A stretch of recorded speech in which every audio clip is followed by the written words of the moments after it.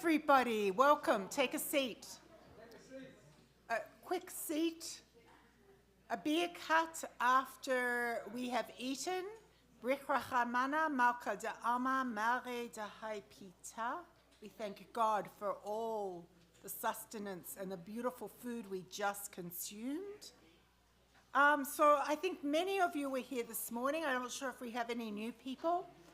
When I introduced my friend Rabbi Dr. Carrie Tulling, she has been a congregational rabbi since 2004 when she was ordained.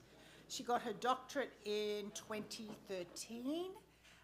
She is the amazing author of this book, which I could easily find on my shelf because I often refer to it, called Thinking About God, Jewish Views.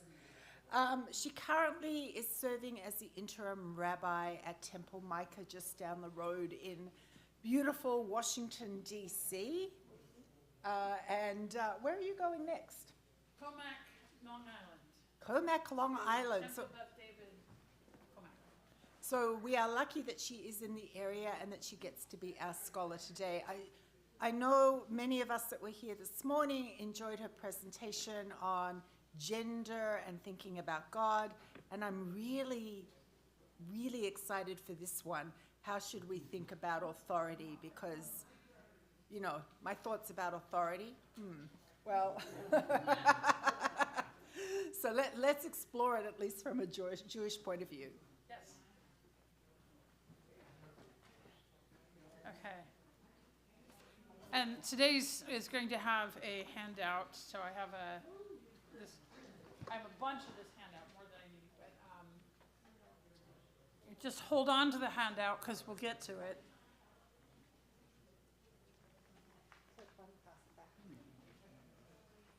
But I figured that before we got started, we could get this handed out and be ready for it. Okay. In some ways, this is less controversial in the sense of I'm not going to try to change your views about gender, which so in that sense, it's a little easier to give this presentation. But at the same time, it does involve talking about covenant and about our expectations of our relationship with God, and what does it mean for the Jewish community, and how do we allow for change in our relationship in the Jewish community with God. So still fairly weighty stuff. Okay, I think we're about ready. Okay, key questions that were addressed in this chapter. This chapter, by the way, the last one we did was chapter 4. This is chapter 8. There are 10 chapters. This is how have different strands of the Jewish tradition viewed the question of the relationship between God and the Jewish people? What does it mean to enact a covenant with God? And is this covenant a metaphor, or is it to be understood literally? And how you answer that is going to change how you relate to the authority of God, right? So I'll start with my picture. The picture is a picture of a burial cave. Burial caves happen across the ancient Near East. It's a very dry climate. The way that a person would be buried would be that you'd purchase a cave, you'd have ownership of a cave. The cave would have in it, you'll see in the next picture, a bench, a long bench for laying out bodies, and then the person would be gathered to their kin. And so we have the story of enacting a covenant related to a burial cave in Genesis 23, which is when Abraham is needing a cave for burial of his wife. Then Abraham rose from beside his dead and spoke to the Hittites, saying, I am a resident alien among you. Sell me a burial site among you, that I may remove my dead for burial. So he's looking for a place to lay out. This is Sarah. And the Hittites replied to Abraham, saying to him, Hear us, my lord. You are the elect of God among us. Bury your dead in the choicest of our burial places. None of us will withhold his burial place from you for burying your dead. So he makes a request, and they're like, sure, absolutely. We respect you. We value you. You should have a place to bury your wife. Yes. The answer is yes. Okay, you'll see how this becomes a covenant in just a second. This is the next part. And so we're continuing in this same text.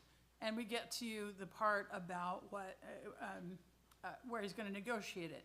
Here you have a picture, so I'm going to start with the picture of the actual, like I said, there's a place where they'd lay out a body, and then you see that big stone there. That big stone is not a pillow or a footstool. The point of that is if you move the stone away, there's a hole in the ground. And what you do, when they say he was buried and then gathered to his kin, once the body has desiccated, they would gather the bones and put it in the pit and ready the bench for the next body. That's how burial caves worked. So you are literally gathered to your kin because your bones are going to get mixed with theirs. That wasn't a metaphor. It sounds like a metaphor. And so one of the reasons why I bring that out is that it helps you understand that sometimes some of the things that happen that we take as metaphors may have had a literal meaning to start. That doesn't mean it can't be a metaphor, but just be aware that sometimes what happens is you're taking a literal text and then moving it into the symbolic realm. So we still say gathered to the kin, but we're not. This is not how we do burial. Okay, so thereupon Abraham, so he had gone to the Hittites and he said, I need a burial cave. And they were like, absolutely, fabulous, no problem. Thereupon he bowed low to the landowning citizens. Okay, so that's your hint right there, that this isn't just a casual conversation. He is going through some sort of ritual because he is bowing to them, and it's a gathering of the landowning citizens. And so as this unfolds, we'll see what we're talking about. And he says to them, if it is your wish that I remove my dead for burial, which, to be honest, is their wish. They don't want him to leave the body around, yes. You must agree to intercede for me with Ephron, son of Zohar. Let him sell me the cave of Machpelah that he owns, which is at the edge of his land. Let him sell it to me at the full price for a burial site in your midst. He has just named his terms. So now you have a sense that actually we are not having a casual conversation. In fact, we will soon find out. We haven't found that out yet, but we're about to find out that we are at the gate of the city. And the gate of the city in a biblical narrative isn't just like the place that people come in and out of the city, but also happens to be a place where business is transacted. It is the court. The reason why we talk about court is because it was a literal courtyard. And so the elders of the city, the landowners, would be seating, I'm trying to use English in interesting ways here, would be seated just inside the city gate in an area along the walls, and people who had business to transact in a pre-literate society would come and say it in the hearing of all the elders. You've heard that phrase probably from the Bible, in the hearing of all the elders of the city. So he said it in court. He's standing in the Hittite court asking to buy a specific piece of property. He has named his terms. He's like, I want to do it at the market price. We'll go back to that one. So his terms were, let him sell it to me at the full price for a burial site. That's what he's asking for. Ephron was present among the Hittites. Not a surprise. This is not a casual conversation. They're doing a formal transaction. So Ephron the Hittite answered Abraham in the hearing of the Hittites. So he gets up, it's his turn to speak. And he says, no, my lord, hear me. I give you the field and I give the cave that is in it. So that's the terms of, that's the deed, right? The cave and the field. I give it to you in the presence of my people. He's doing a very formal thing here. Bury your dead. So he's like, yes. And by the way, this picture is what the cave of Machpelah looked like this is in the medieval period. It's an etching, because it's become a shrine and all this other stuff. But, it would have looked like our first picture back here. It'll look like that at the time, and like that in the center. Okay. Then Abraham bowed low before the landowning citizens. Again, we're in the front of the gate, saying, if only you would hear me out. Let me pay the price of the land. Accept it from me that I may bury my dead there. So he's saying, yes, I want this. They're going through a very formal process. And Ephron replied to Abraham, saying, my lord, do hear me. A piece of land worthy of 400 shekels of silver, he's just named his price. What is it between you and me? Go bury your dead. So he's basically saying, if you give me 400 shekels, it's yours, and I'm not going to contest it. Right? Isn't that what he just said? What is that between you and me? Yes, actually it is. That's a good bit of money, because shekels is a weight of silver. So 400 weights of silver, it's a good bit of money. Abraham accepted Ephron's terms. Abraham paid out to Ephron the money that he had named in the hearing of the Hittites, 400 shekels of silver at the going merchant's rate. They have concluded their transaction. So, for those of you who've ever bought a house, this might sound a little familiar, right? Right? Where you fill out your forms in front of, interestingly, if you buy a house in Connecticut, you actually have to have 2 lawyers present. I haven't tried to buy in the DC area, but I've bought in New York. They also have lawyers. California didn't require lawyers to be present, so it varies state by state. But you do actually have these formalities. So, the covenantal structure, that was actually a covenant. There are a number of different kinds of covenants or contracts within the ancient Near East. This is one of them. A covenant structure, and this is the handout you have because you're going to need it because we're going to think about this.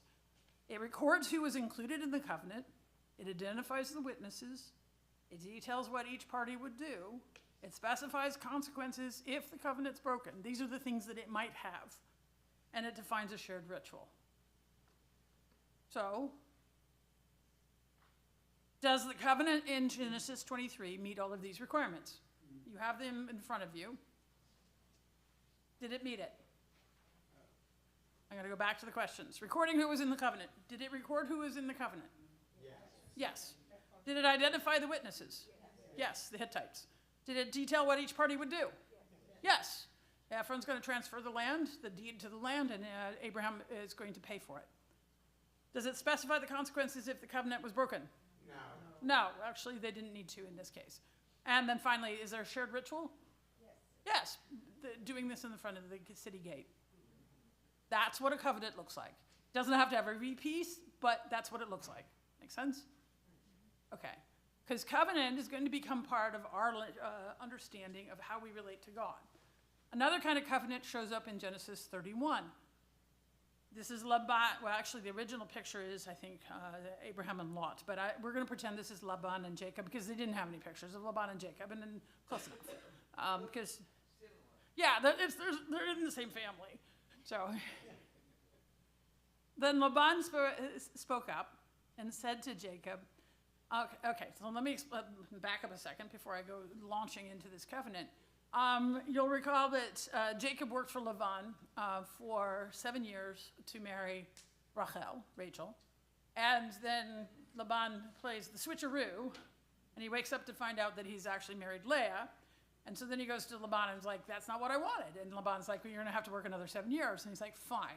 And so they let a week go by. He marries Rachel, and then he works for Laban for 7 years. When all of those years are up, Jacob goes out, takes his wives and their concubines out to the field, and he's like, to talk to him, and he basically says, I think this sucks. I think this is a terrible arrangement. We should leave. And they're like, yeah. Oh, yeah. We're in agreement. So, they take off in the dead of night. Laban catches up with them. So that's the scene we're at.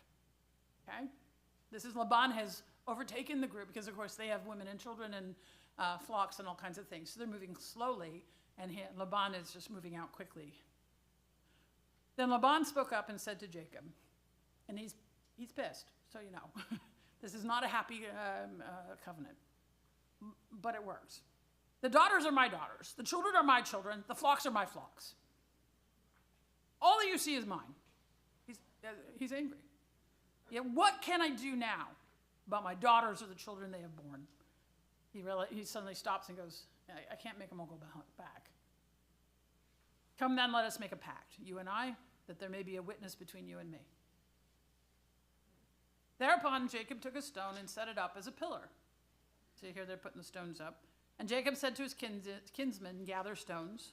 And this one actually is of Jacob. This one is of this story, this picture. And so they took stones and made a mound, and they partook of a meal there by the mound. And Laban said, may God watch between you and me when we are out of sight of each other. If you ill-treat my daughters, or take other wives besides my daughters, though no one else be about, remember, it is God who will be witness between you and me. Those are, so you have some sense of his terms.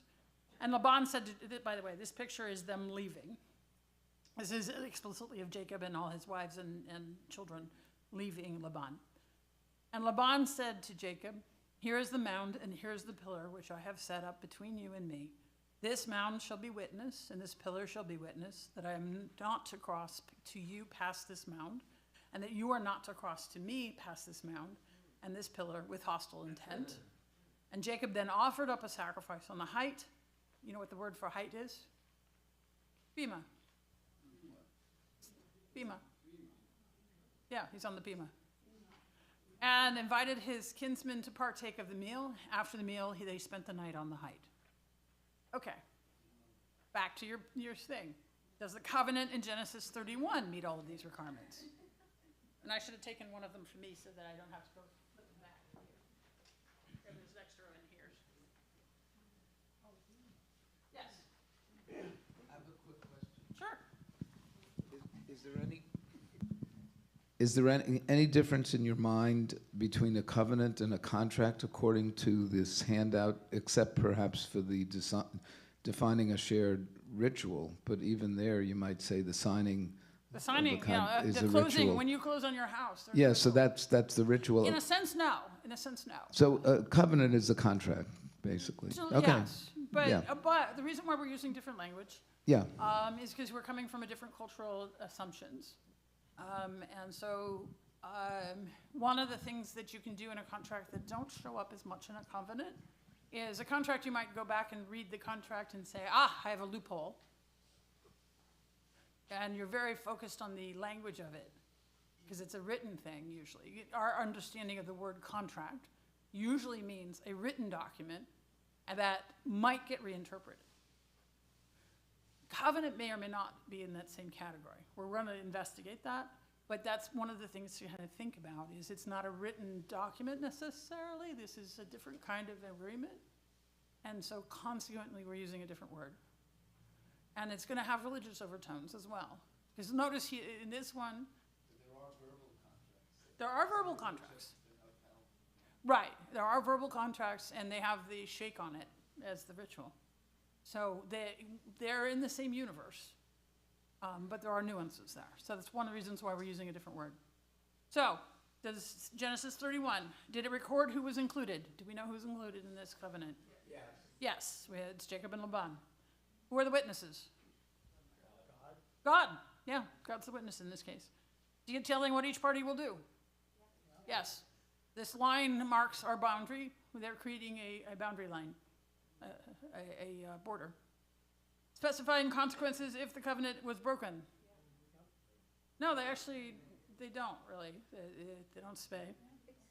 Although, actually, yeah? Yeah, but it says God will be your witness. Yeah, so they're saying, well, God will take care of that. Yeah. If you break this, you're going to have to answer to God. And I am not responsible for what happens then. So yeah, in that sense it does, actually. So does God mean the same thing to Laban as to? No, so what happens actually in the piece, when you saw an ellipsis in it, in the original text, it actually specifies that he's swearing to the gods of his fathers and of Nahor, I think it is. And so they actually have different God concepts and God deities actually, but good enough for the purposes of the covenant. Well, okay. Yeah, I mean, legally could say, well, I was thinking about a different God. I understand, but apparently that's good enough for Jacob. He seems to be okay. Okay, do they have a shared ritual? Yes. Yes, they partake of a meal. They set up the stones, which is part of their witness, by the way. The stones are also a witness and a marker of where not to go. But they also do a shared meal as a way of, and spend the night there as a way to show that they've enacted this covenant. Okay, you had a third covenant. This one, it becomes one of the covenants that are active in terms of when we talk about we have a covenant with God. We're now in the God covenant. We've done 2 human covenants to get a sense of how these things work before we got to, this is Abraham. In this particular picture, he is actually watching the destruction of Sodom and Gomorrah. That's why he looks so upset about it. There aren't a lot of pictures of him by himself.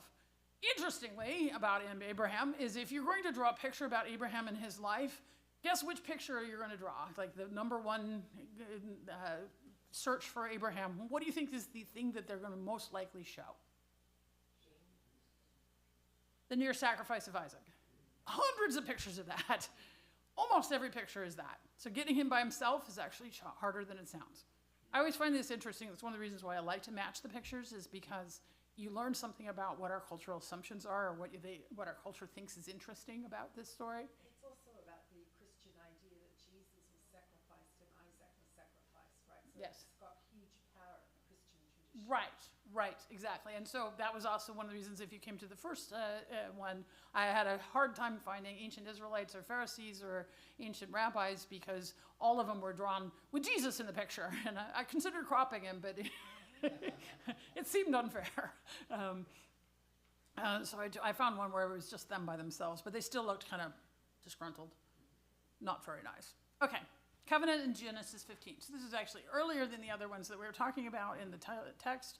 In this point in the text, it's Abram instead of Abraham. He hasn't received the longer name yet. Then God said to Abram, I am God who brought you out from Ur of the Chaldeans to assign you this land. Assign this land to you. They're missing a word, that's why. As a possession. And he said, O Lord God, how shall I know that I am to possess it? Came the reply, bring me a 3-year-old heifer, a 3-year-old she-goat, a 3-year-old ram, a turtle dove, and a young bird. And he brought all of these and cut them in two, placing each half opposite the other, but he did not cut up the bird. Birds of prey came down upon the carcasses, and Abram drove them away. Okay, this is the first part of it. Keeps going. This is a picture of Abraham and Sarah with all of the souls that they made. So this is, as I said, getting pictures of him not trying to sacrifice his son was a challenge. So this is the only other, I brought you all of them I have. So here you are, him with, that's supposed to be Sarah. As the sun was about to set, a deep sleep fell upon Abram, and a great dark dread descended upon him. And God said to Abram, know well that your offspring shall be strangers in a land not theirs, and they shall be enslaved and oppressed 400 years. But I will execute judgment on the nation they shall serve, and in the end they shall go free with great wealth. As for you, you shall go to your ancestors in peace. You'll be gathered to your kin. Now you know what that means. And you shall be buried at a ripe old age. And they shall return here in the 4th generation, for the iniquity of the Amorites is not yet complete. Okay. Interesting. And then this is the last stage of that covenant. And this one, I love his look. This is when the sun set and it was very dark. There appeared a smoking oven and a flaming torch, which passed between those pieces. And on that day, God made a covenant with Abram. For to your offspring I assign this land from the river of Egypt to the great river, the river Euphrates. So there we have God, which when we were talking last time, here's the guy with the beard on a cloud thing, with angels. He's got a cherubim there. And this is you apparently see there. Oh, I touched it again. Touched it. Bah. Back. Okay. No touching. Okay. You see, you got the flame there that's the torch that made that happen. And so, but I do love Abram's odd body language, and, he looks like he's having a spasm, but, okay. Does the covenant in Genesis 15 meet all of these requirements? So you have your sheet. If you came in later, we have sheets here. Yes. Well, so the land that God promised Abram was much more expansive than the state of Israel. Yes. It was from the Nile River Yes. to the Euphrates River, Yes. which was multiple times the size of Yes. what Israel has been. Yes. Yeah, so there are partners in the government who have noticed that little fact. We'll just leave it there. No, just pick that up and put it over here. Blink. Yes, there are members of the cabinet. What's that? You have a parking lot as well. Yes, so parking lot. Blink. Yes, partners of Netanyahu's government have noticed that that is a much larger territory, and they're like, ooh, God gives all of this. We're in just phase 1, do you think, right? What's that? They just think they're in phase 1. Yes, okay, phase 1. Okay, does it record who was included in the covenant? Yes. Yes. Does it identify the witnesses? No, this one doesn't. Interestingly, other versions of our covenant do. I call upon heaven and earth this day. You've heard that language? Those are the witnesses. Yeah, that's covenant language. But this one doesn't say so. But we've already determined that sometimes they can skip a step and it works as a covenant. Detailing what each party will do. It directs what God will do. Right. It directs that Abraham would accept it. Yeah, interestingly, this is a very one-sided covenant. There isn't, and that will emerge as we discuss this. The Genesis covenant will emerge as an idea, as a distinct from the Exodus covenant. So a preview of what's to come. Specifying consequences if the covenant is broken.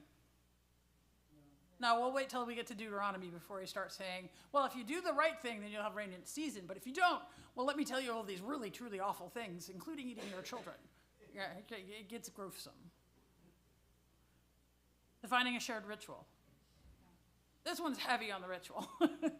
They got really into the ritual. There's a whole cutting out birds and things and smoking torches and sleeping, all this stuff. Okay? So, the cake analogy. Let's talk about the ritual and about how rituals work. If you do not have a cake and if you do not have a cake and candles, have you celebrated your birthday? When it comes to your birthday, what does it mean to celebrate your birthday? Having asked this question of college students over the better part of a decade, I can tell you that the consensus is no. To truly celebrate your birthday, you would have to have a cake with candles. But why? What does celebrating a birthday have to do with lighting pastries on fire? It's fun. Okay, but one of the things we want to do is just talk a little bit about ritual here just for a moment so that you understand that the ritual is thematically related, but it doesn't have to be rational. And it has rules. Think about the cake and the candles. If I put a piece of pie in front of you with a candle in it, have you celebrated your birthday?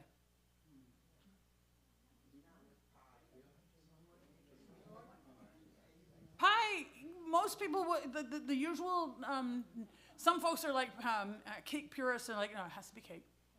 But most people are like, if it's a round pie and you just pulled out a slice of the round thing, it's fine. Why? Because we like round for it. One of the hidden rules in our birthday celebration is that it needs to be round to represent the circle of the year. Can it be elliptical? Yes, yes. And oddly, we don't get upset if the cake is square. If it's a cake, it's fine.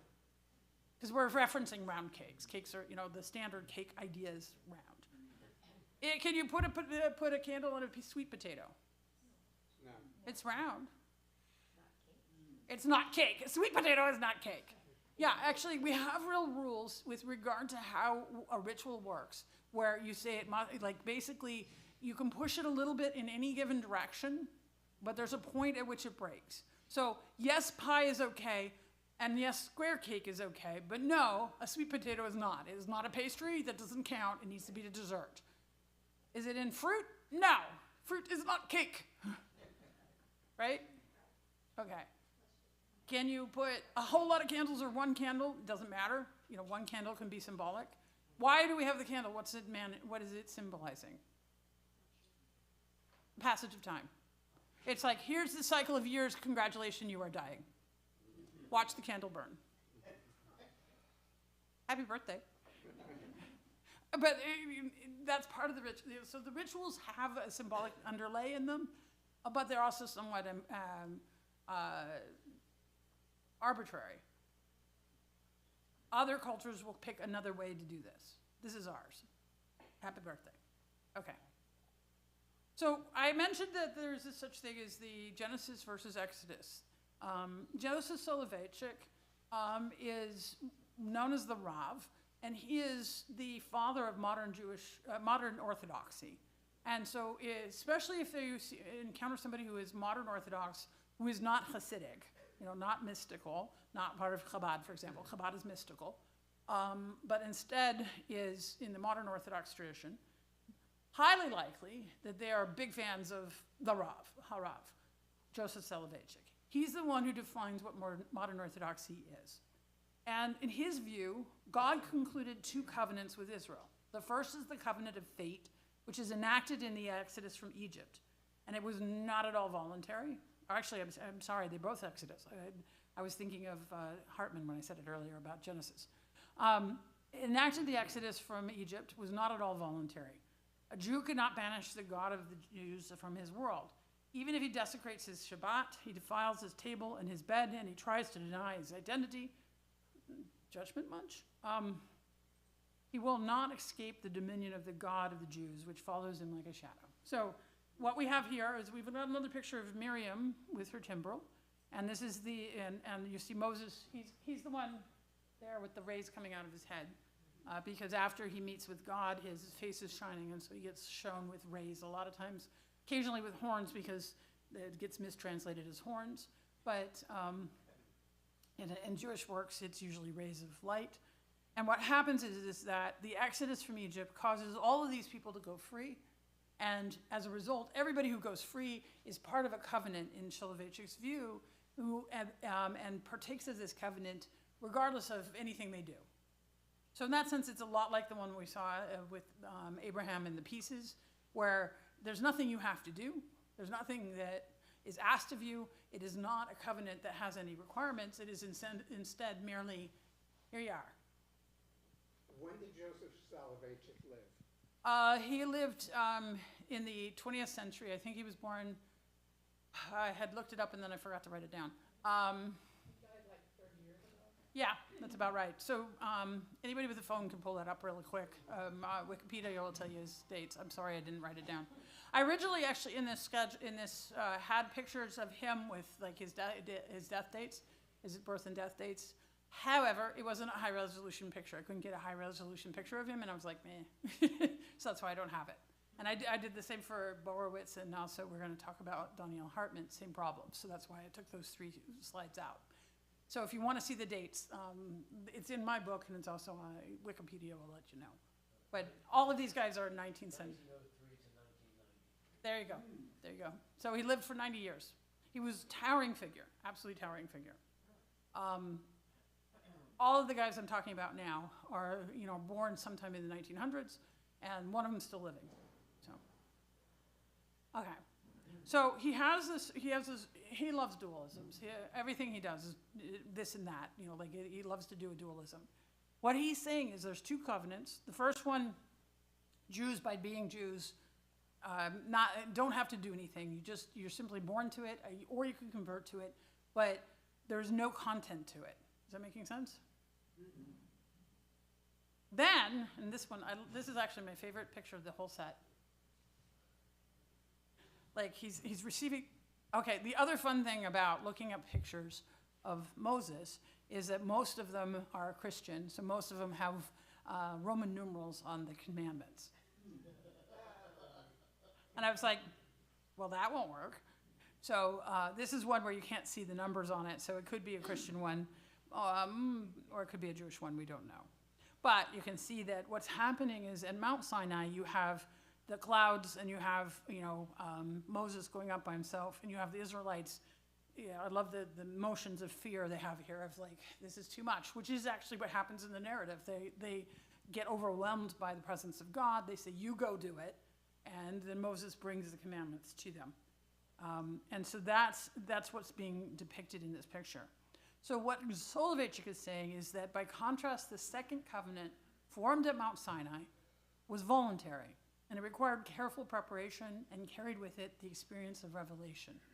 As Soloveitchik explains, when the man of destiny stands before the Almighty, he envisions, and it's always he, because he's back to when we were talking about patriarchy, it's he. So that's why I don't change it. I routinely will make things non-gendered if I can, but unless it's going to cause violence to the text, and in this case it would cause violence to the text. It changes his meaning. He did not mean they, he means he. Make sense? Yes? So how do the Jews, the Israelites, how do they get their identity? In other words, how were they identified in Egypt, or they must have had certain practices? Right. Right. The ancient rabbis asked that question, actually, and they say their answer was a couple things. One is they said that they kept circumcision, and that is actually interesting and probably like not a bad answer historically, because the Egyptians of the time did not circumcise, so it would have kept them separate. The ancient rabbis also suggest that they kept their names, the Jewish names. So they're probably looking at contemporary Jews and extrapolating, but that's not a bad way to do it, because we also see evidence of that in the conversations around the Maccabees. The Maccabees also, the circumcision was one of the things that came up. Not eating pork, keeping Jewish names, circumcision. Those are the three things that come up as to how do you keep yourself distinct from the population around you. We've been a diaspora community, a community in exile, for a long part of our history. You know, we have more than one exile. So if you're not circumcised, you won't be Jewish? What's that? So you wouldn't be an Israelite if you weren't circumcised? I don't know if that's, like, I don't know if you can say that or not. I don't happen to know. Yeah, but, well, there isn't an equivalent mark for the women.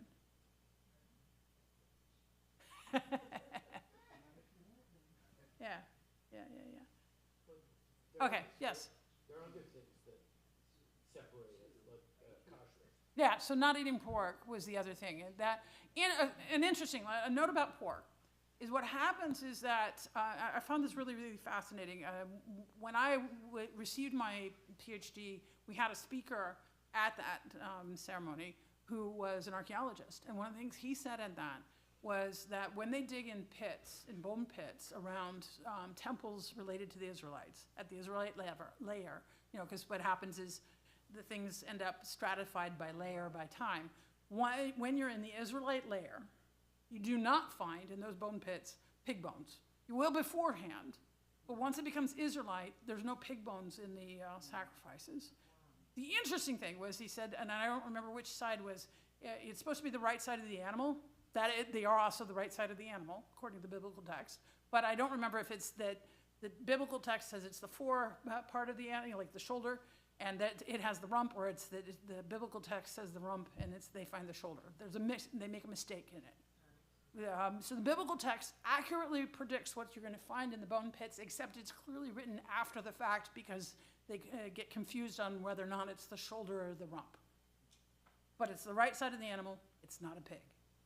So that part of our history goes way back. That's very deep. Does that make sense? Yeah. So how do they know they're Israelites? They don't eat pork. That's one of the ways.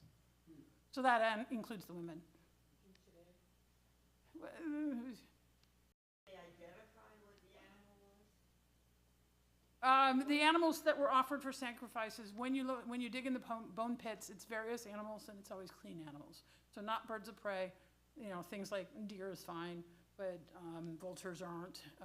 Swine is not allowed. You know, like, so it follows the biblical narrative, what you find in the bone pits. I think it's fascinating because it means that there is actually a historical reality to the biblical narrative, even if it gets a little bit of it wrong. And in some ways, it's more believable if it gets a little bit wrong, because you're like, oh, it's clearly written after the fact. It's a historical memory. They're trying to record what we used to do. Yes?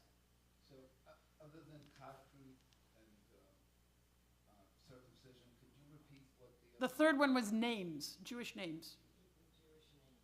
Okay, so the first two I thought were part of what was revealed to Moses and ultimately written into the Torah. Mhm. How did they predate what was revealed to Moses and written? Oh, the bone pits are after the revelation. Because I thought that was an interesting question. I never really thought about what distinguished Jews and Jewish practice before the receipt of the Torah. Right.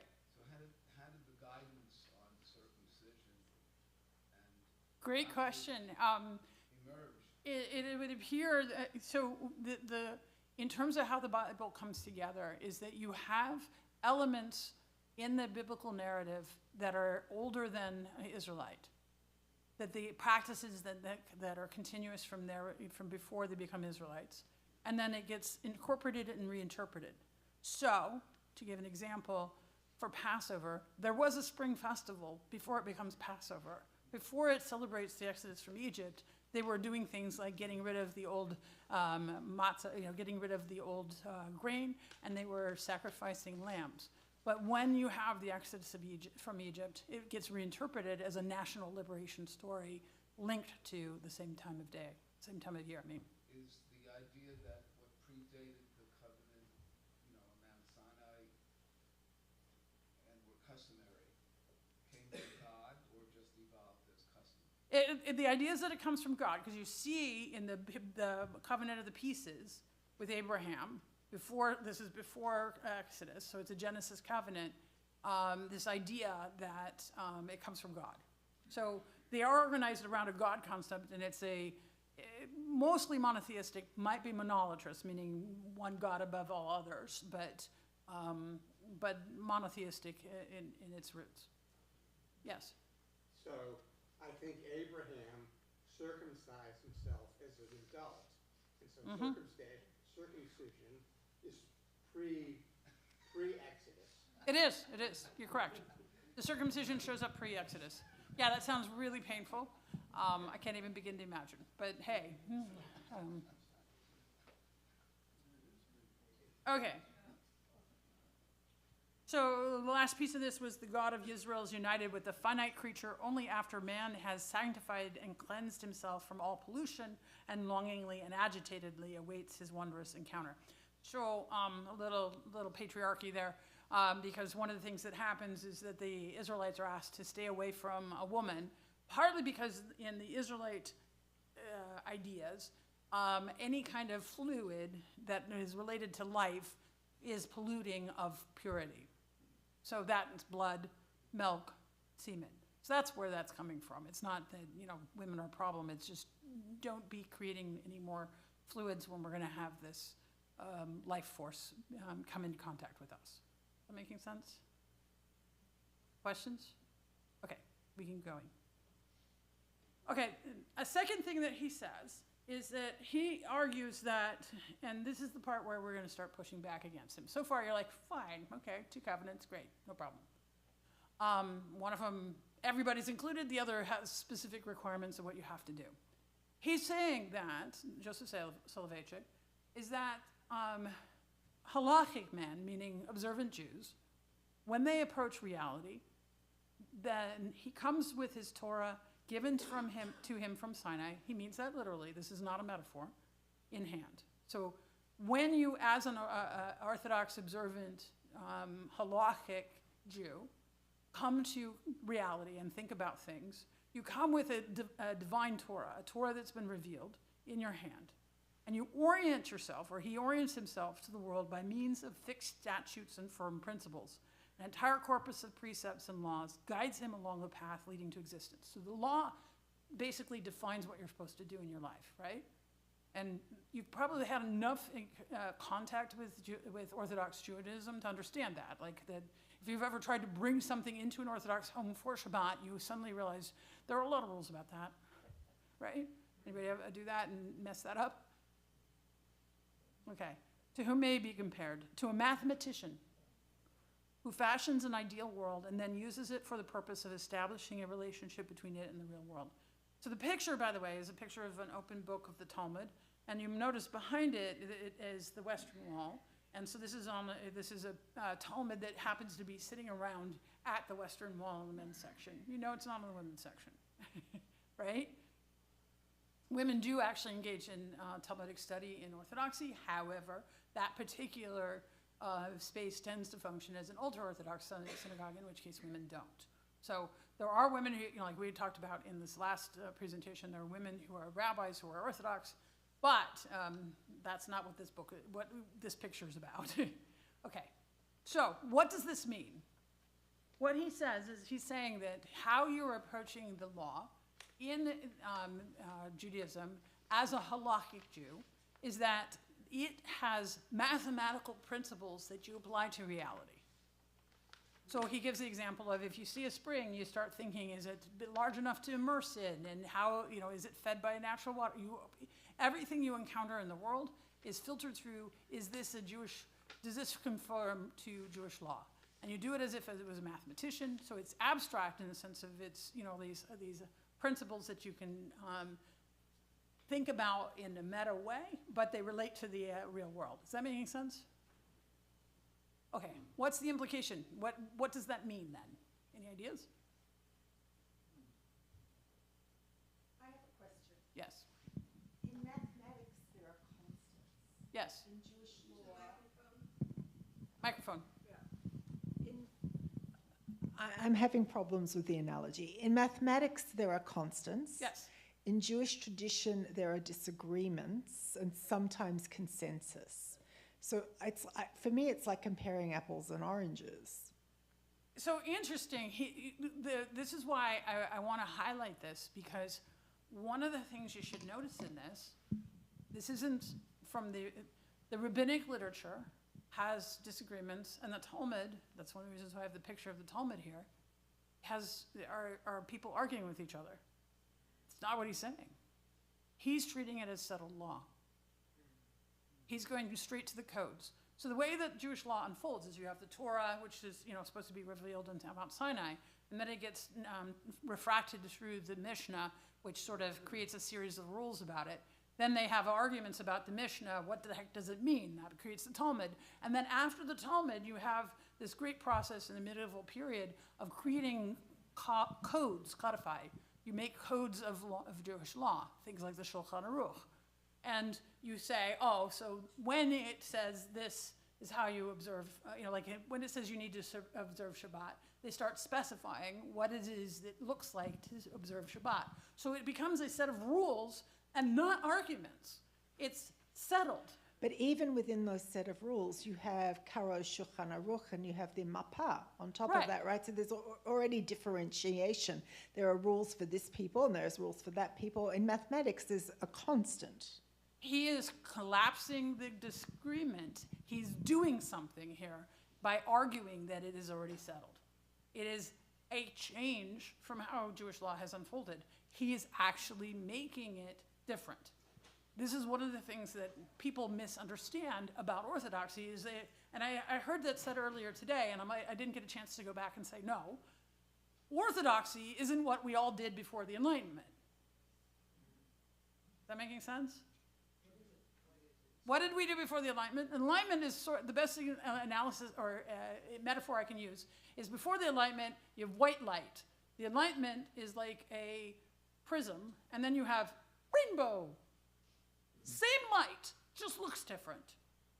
All of the elements that got you to the rainbow were present before the Enlightenment. There were Jewish bandits. There were Jewish apostates. There were Jewish folks who changed things. There were Jewish folks who were super observant. All of the above existed well before the Enlightenment, but after the Enlightenment, it became a choice. You could choose to affiliate where you wanted to. That's what's different. So what happens actually is that in response to changes in reform practice, things like adding an organ to music to the service in the late 1800s, Orthodoxy develops as a reaction to that to close down all of the changes that had been happening up till that point that were normal parts of the development of Judaism and say, we are freezing it here. If you ever wondered, why the heck do they wear the outfits of 18th century nobles from Europe? They froze it at the moment that reform started. Excuse me, I have to problem with that because I have a modern Orthodox background and Yeah. I have very good friends. Oh, no, I don't mean to No, but say I'm just that. saying, they don't dress that way. You Okay, don't- modern don't Orthodox conflate doesn't. the ultra Orthodox with modern Orthodox, which a lot of people do. Right, There's a real difference Right. in the way they live their lives. right. So I'm saying ultra-Orthodoxy comes from that. Okay, ultra. So Ultra. Don't forget to say ultra. I'm sorry, I should have said ultra in that moment. That's why they freeze the outfit in time. He is modern Orthodox, so he does actually believe that you should be aware of the dominant culture around you, that you should, he gets a PhD, he is knowledgeable in the works of Kant. So I don't mean to say, I don't mean to paint everybody with that brush, but he does absolutely shut down change in the law with this idea. And that freezes some of modern Orthodoxy. Doesn't freeze them in terms of their outfit, and doesn't mean that and you do see some development, for example, the ordination of women, although he'd have been vehemently opposed. And so you're seeing a stratification of orthodoxy. You have a modern orthodoxy that will allow women to be ordained. You see egalitarian orthodoxy that allow men and women to pray together. And then you also see the various forms of ultra-orthodoxy until you get to the folks who are still in 18th century costume or 17th century. Is that making sense? Am I answering your contention? I just know from my friends, Right, no, that, those changes are done, I need water. Based upon their understanding of the halacha. right. How much can you stretch the halacha? In That's other the words, question, that's 100% the question we're looking at. Right. He's saying you can't. that you can. My Right. friend's husband has smicha from him, and Right. you can have a conversation with him, and he's very interested, No, He's not okay. frozen. I don't mean to be overstating my case, and I don't mean to say that they never change anything. But I'm also saying that one of the underlying principles that he's got going here is the idea that it is a mathematical precision with the halacha that directly corresponds to what happens in the world. And as a result, there are some constants that don't change. And that is a difference from what had been happening in rabbinic work before him. He actually does sort of put a damper on some of that change. I'm not saying it's an absolute never change, nothing ever, because as I said, in Orthodoxy, they've been ordaining women. That is a change. So that is not the claim I'm making. What I'm saying is that by linking it to mathematics, he's making the argument that that the halacha prevents you from going to a certain point, if that makes sense. There are limits to it. And that is an innovation. But when he's talking about mathematics, he's talking, the words that seem interesting to me is ideal, an ideal world and a real world. Right, So Like in a sense of even in electronic. mathematics, right. it's fashioned from the ideal, but then you have to relate it. I mean, there are changes in mathematics as well, and formulas, et cetera. So I just think that seems like it makes sense. If you want something to be the ideal, how do you connect it to what you believe is real? Right, and And- that's what he's wrestling with. And that seems to make sense to me. Right, that is what he's wrestling with, and I don't mean to, I don't want to come off as being anti-orthodoxy. What I'm trying to say is that what I'm hoping to do is get across the idea that Soloveitchik introduces an innovation in thought by saying it's a mathematical thing. That's what I'm trying to say. Is that making sense? Is everybody okay with me here? I feel like there's a bit of resistance or hostility going on, and I want to make sure everything's okay. Yeah, I'm going to totally resonate with what you're saying, and it's opened up a new perspective. What you're saying is that there were elements of reform before reform was invented. Correct. And once it was, and the analogy in the civil world is in the U.S. the interpretation of the Constitution. Okay, the more progressive people became because conditions changed so radically Right. from when the Constitution, and they had to think up new ways to interpret. The more you had a reaction to that among originalists who said, no, it's mathematical. Right. And of So course, he's now we're essentially learning taking an many of them are originalist position, hypocritical yeah. about it, but that's a value judgment I won't Yeah. get into any further. No, you're exactly right, and it's a good thing. So it's essentially a originalist kind of position. It is a reaction. It is an innovation. That isn't how the law unfolded before this point. And, you can agree with him if you wish. I don't happen to agree with him, but I'm also a Reform rabbi. He wouldn't have recognized my smicha. So there we are. There's some certain unresolvable tensions there, if that makes sense.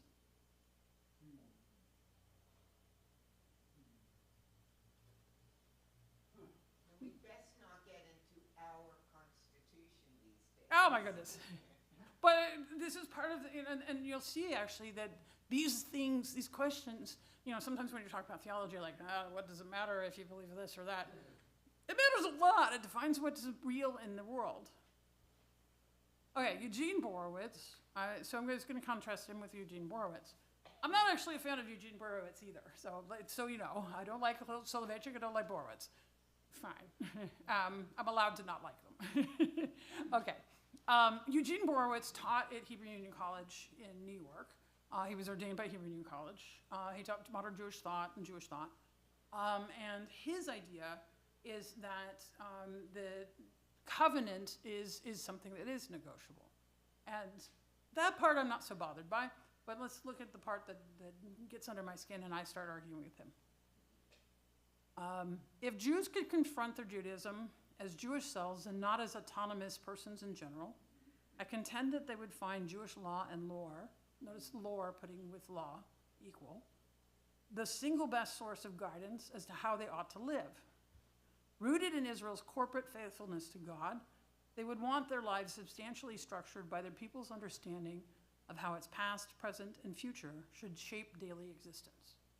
Okay, so far it doesn't sound like why are you bothered by that? That doesn't sound bad. It's not bad. Got another picture of the Talmud here. But as autonomous Jewish selves, so you have the power to make decisions for yourself is what he means, they would personally establish the validity of every halachic and communal prescription by their own conscientious deliberation. So each person decides for themselves.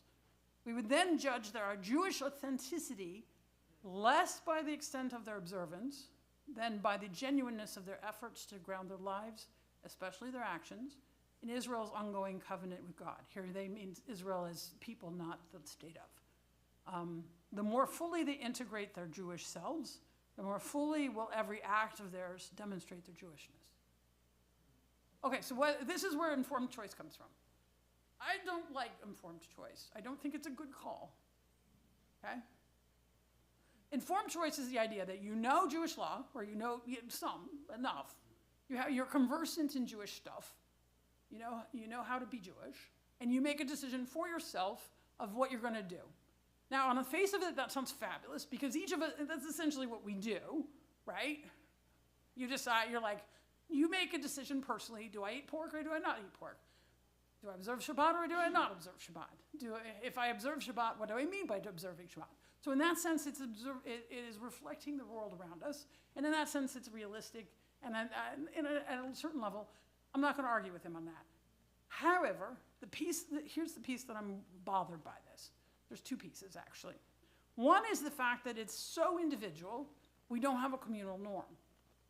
And so here's the thing that the Orthodox got on us, is a community of shared practice. Yeah, so that's why I was saying I'm not against the Orthodoxy. I'm trying to say that these each have their own answer to this, which is an incomplete answer. We're all like different strands of that white light, if that makes sense. We kind of need each other to keep each other honest. Is that making sense? Yeah. So he doesn't have any boundaries as to what is Jewish versus non-Jewish. Not really. I mean, he feels like we'll know authentically what it is. And so I can see why you would have trouble with that, the tent may be bigger, but there's still a tent. Well, Or there's still boundaries. The boundaries may have expanded. Yeah, But if you go outside the boundaries, then you're no longer Jewish. I do think that the tradition needs to change over time. I think it needs to be responsive to what happens in the world. And I think that it needs to not be kind of made rigid or fossilized. At the same time, I think that the community, and so in this sense, I'm kind of coming out as a Kaplanist here. I think the community has something to say about it, in the sense of there should be norms of the community of what we do. Is that making sense? I'm not sure if it gets all the way to the Kaplan and we'll make some sort of consensus, and the Reconstructionist movement is how they do it. So let's go back to the earlier biblical text that you had where there were two covenants. Yes. Right, the covenant where you were just Jewish and within because this is you the last you one. were because you were born right into the covenant of faith. That's a boundary in itself, right? You Right. draw, and then the second one is that there is an acceptance of revelation. When we're talking about Borowitz, isn't for him the boundary the first covenant, and the second covenant is more negotiable? Yes. Yes. And so, interestingly, and then this happened. He does have a boundary. He does, but he doesn't in terms of practice. He has in terms of people, but not in terms of practice. So interestingly, after I published this book, and we'll get into Daniel Hartman, he's the third person I brought for you, but Daniel Hartman has an interesting thing about, he takes Soloveitchik's two covenants, and he puts it as Genesis and Exodus instead of two Genesis ones. And he said, yeah. Sorry. Is there, the Borowitz, is there an assumption on the boundaries? In other words, It might be, there might be an assumption, a given, right, and then from those. So we don't know if what his assumptions are. right. He makes it really clear, though, that the individual is sovereign and gets to decide. That is a clear line. Decide what? What their boundaries are individually. Of boundaries of what? No, but so what does that mean? They Does it mean establish the boundaries for validity of kashrut? every halachic and communal prescription by their own conscientious Right. So is that deliberation. what Borowitz is saying? Is there a bottom line? The bottom line is the individual decides. He feels like if we really get Judaism, though, you'll probably decide with him. That's, I think, the hidden assumption. And I think it's fair. I think actually that I didn't know him personally, read a lot of his work, know some of his acolytes and his followers. I think that he assumes that if you really understood it, you would agree with him, which most of us have a tendency to do. That's a normal thing for us to think. Go ahead. So our first rabbi of Bet Aviv was Mark Raphael. Uh-huh. You may know him. I don't know him. From William and Mary, and an intellectual and academic, and he did a part-time pulpit rabbi. He brought a colleague named Julie Gallenbush. I don't know if that name means. And she wrote a history of, and they both taught at William and Mary. He was chairman of the religious studies department. And she gave a seminar to Bet Aviv on how Christianity evolved. And of course, it's common knowledge the first 100 years after Jesus, there was no Christianity, but there was an evolution, there was a split, and synagogues that didn't require men to be circumcised became much more popular. Judaism grew because that barrier was eliminated, and that eventually it evolved into a separate religion. Right. It led me to believe, and I want to put this out there and see what your comment is, that, I'm actually an admitted agnostic. I would believe, I love Bet Aviv and I will never leave it.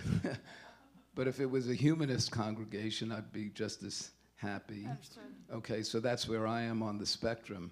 And yet I've concluded that if all of Judaism were reform and humanist, just as Julian Gallenbush described over that century, we would lose Judaism. So, sounding a little hypocritical, I've said, as much as I have rejected my Orthodox upbringing completely, without orthodoxy, we might lose Judaism. And I'm wondering That's if a common argument, and I and disagree what your with it. I disagree. comment of that would be. Let me show you my next slide. And this is I'm going to read this, and then I'm going to answer your question.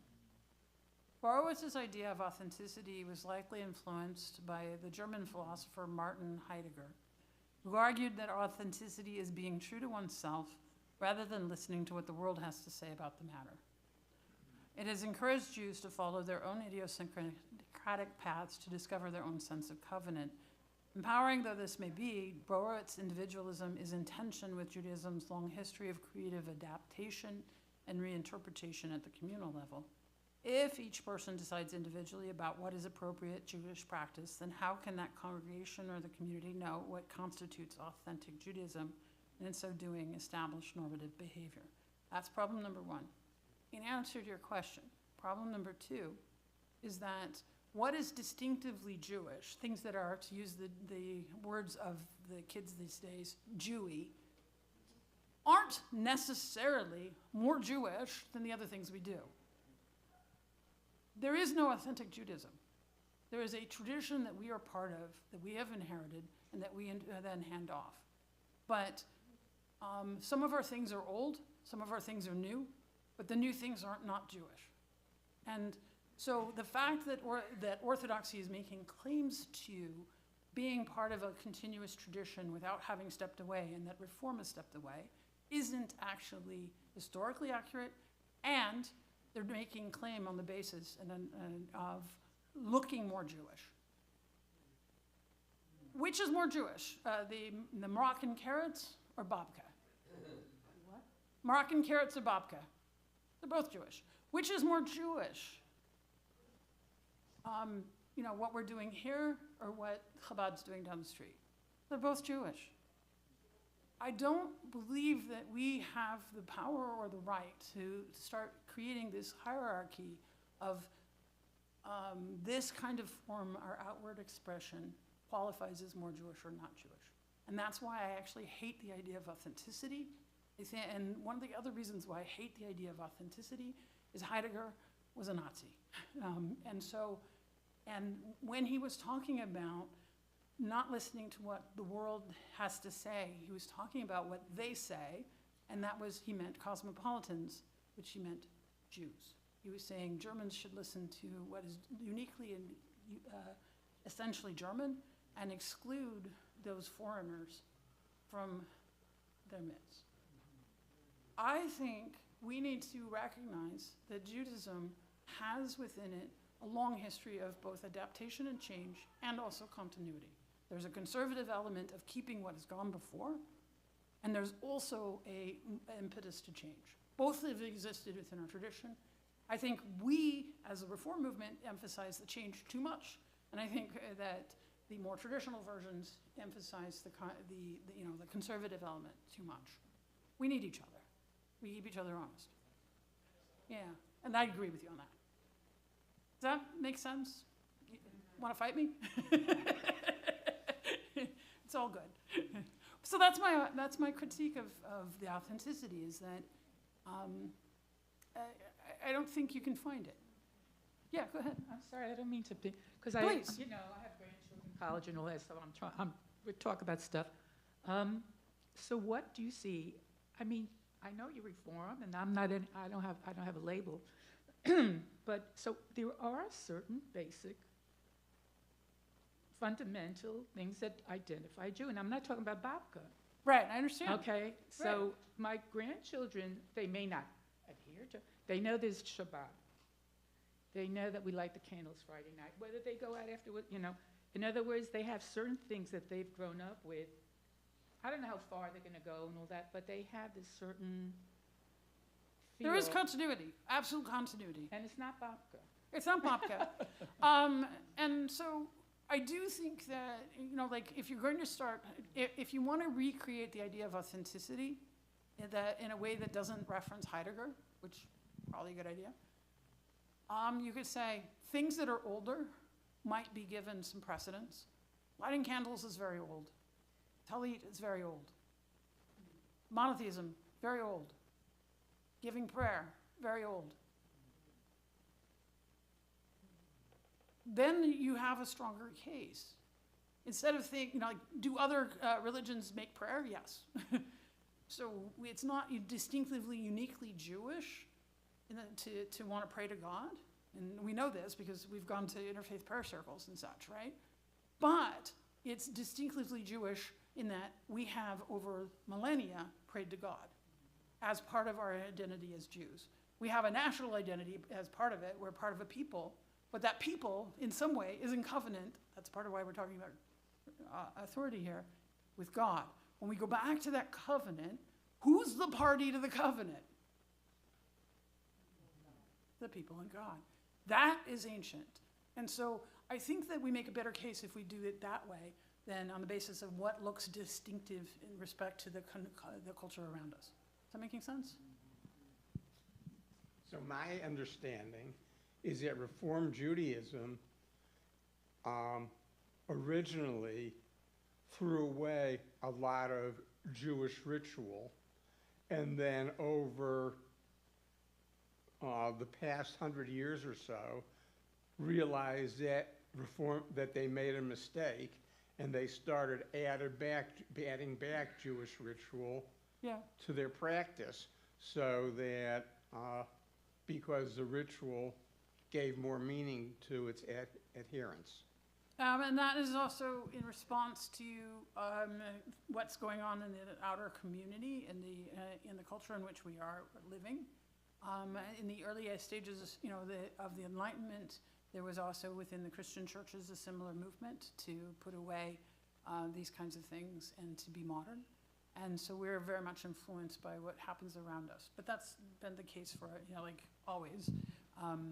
We are at the table when we were having lunch, I was asked about polygamy, for example, and I said, in communities, in cultures that are polygamist, we were polygamist, and in cultures that are monogamist, we are monogamists.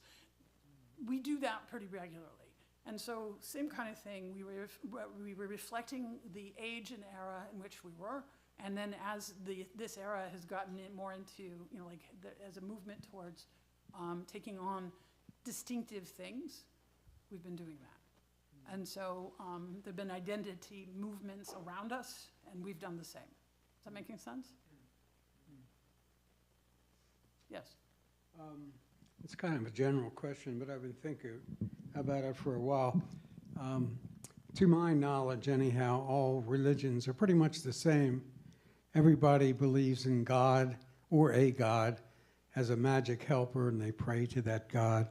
Everybody has somebody like Moses or Christ or Muhammad to lead them with God. And the thing that I don't understand among them is why the Jews got persecuted by almost everybody, all of them. But religion at its essence is violent. The Catholics went after the Protestants after Luther. Yeah. The Mohammedans went after the Christians. The Christians went after the Hindus go after the Muslims in India. And almost every religion, I don't think it goes to Jews. The Jews, when they fought the Hittites in the early days and they wiped them out, or they got wiped out. So there was violence among the historical Jews, but the Jews are very small, 16 million in the world, and they don't. They try to assimilate. They don't fight. But all the other religions, to my knowledge, they're violent. They try to kill the other because the others don't believe as they do. And even among Jews, you have the Orthodox who believe Israel is a terrible place because the Bible says that there That's must be a ultra-Orthodox. Messiah before Israel. That's ultra-Orthodox, And of a certain variety. but Not all of them. But I just think that, religion at its essence is a violent activity. And I'm wondering why the Jews aren't so violent, except that everybody's been violent against the Jews. I mean, why are Jews so chosen, as the Bible says? Okay, you've given me like 5 questions, so I'm going to cut you off there. You're gonna put me in the- I don't, before you get to 10. Okay. Couple different things. Thing one, I have been reading, I do a lot of reading in the question of violence and of intolerance and monotheism and religion and violence, to try to kind of crack that nut and try to get somewhere philosophically to get at why that is. And I actually will answer that question, some of that question, once we move on from Borowitz. So I'm keeping an eye on time. I'm making sure that we're staying on track for that. And we will get into that question. So I'm going to answer that question. The second piece of that is why Jews specifically, essentially there is anti-Semitism is one of the oldest conspiracy theories in the world, and it gets picked up by all other conspiracy theories. That's why. And we get targeted specifically. Mind viruses are like that, and I wish it weren't true. But that's just what's so. Are all religions in agreement about what you were saying? Abraham-based religions tend to, but there are religions that don't have a central God concept, or they're multi-theistic, or don't believe in don't structure it that way. Zen Buddhism doesn't qualify the way you were talking, for example, or Hinduism, for example, or Shintoism. So the religion comes in a lot of different forms. One of the things we need to make sure of is that we think in terms of recognizing that the Western world tends to be Abrahamic, but that's not the only way of thinking about it. So, okay, let's go to Daniel Hartman. In putting God second, Hartman identifies two types of monotheistic religion's autoimmune disease: God intoxication and God manipulation. So I'm going to answer your question, actually, and there's even in my thing. This is, in fact, a picture of your immune response to a virus. But one of the things that can happen is that it's a useful thing to have happen when you have a virus for the immune system to respond to it. You can even guess which virus it is. You probably recognize him. Who is that? That's COVID. So the little, trefoil there is about to take that COVID out. Yeah. If your body decides that, say, in my case, 18 different things are in fact COVID, it's like artichokes. Artichokes are evil. I'm going to go after artichokes. I'm like, body, really, why? What did artichokes ever do to you? I get allergic reactions. I get this same trefoil in response to artichokes and response to gold and response, like 100 different things. Well, not 100, but a lot of different things, okay? So I can't eat carrots. I can't eat all kinds of weird things. What happens is basically he's identifying that in religion, the very thing that makes for good stuff, because it does have good stuff, can also attack the body. Same way as you can have an inflammation in your body, attack your own body maladaptively. Make sense? God intoxication. This is the best picture I could come up with for intoxication. But he does look pretty intoxicated there, so. For the God-intoxicated person, and I should stop and explain who this person is. Daniel Hartman is the son of David Hartman, who is the son of Shalom Hartman. Shalom Hartman is, David Hartman created an institute in Jerusalem called the Shalom Hartman Institute, named after his father, for the purpose of actually cross conversations between Jews of different experiences. I really like the Shalom Hartman Institute. I think it's phenomenal. I appreciate their work. They have a really great podcast, so you should look at that. And he himself was ordained Orthodox. Daniel's father, David, is actually one of Soloveitchik's ordanees. However, he breaks with Soloveitchik. So, let you know in full disclosure. God intoxication. For the God-intoxicated person, and he's still alive and he's still in charge, Daniel is still alive and still in charge of Shalom Hartman. For the God-intoxicated person, the awareness of living in the presence of the one transcendent God demands an all-consuming attention that can exhaust one's ability to see the needs of other human beings. This religious personality is defined by a strict non-indifference to God. The more we walk with God, the less room we have to be aware of the human condition in general, and consequently our moral sensibilities become attenuated.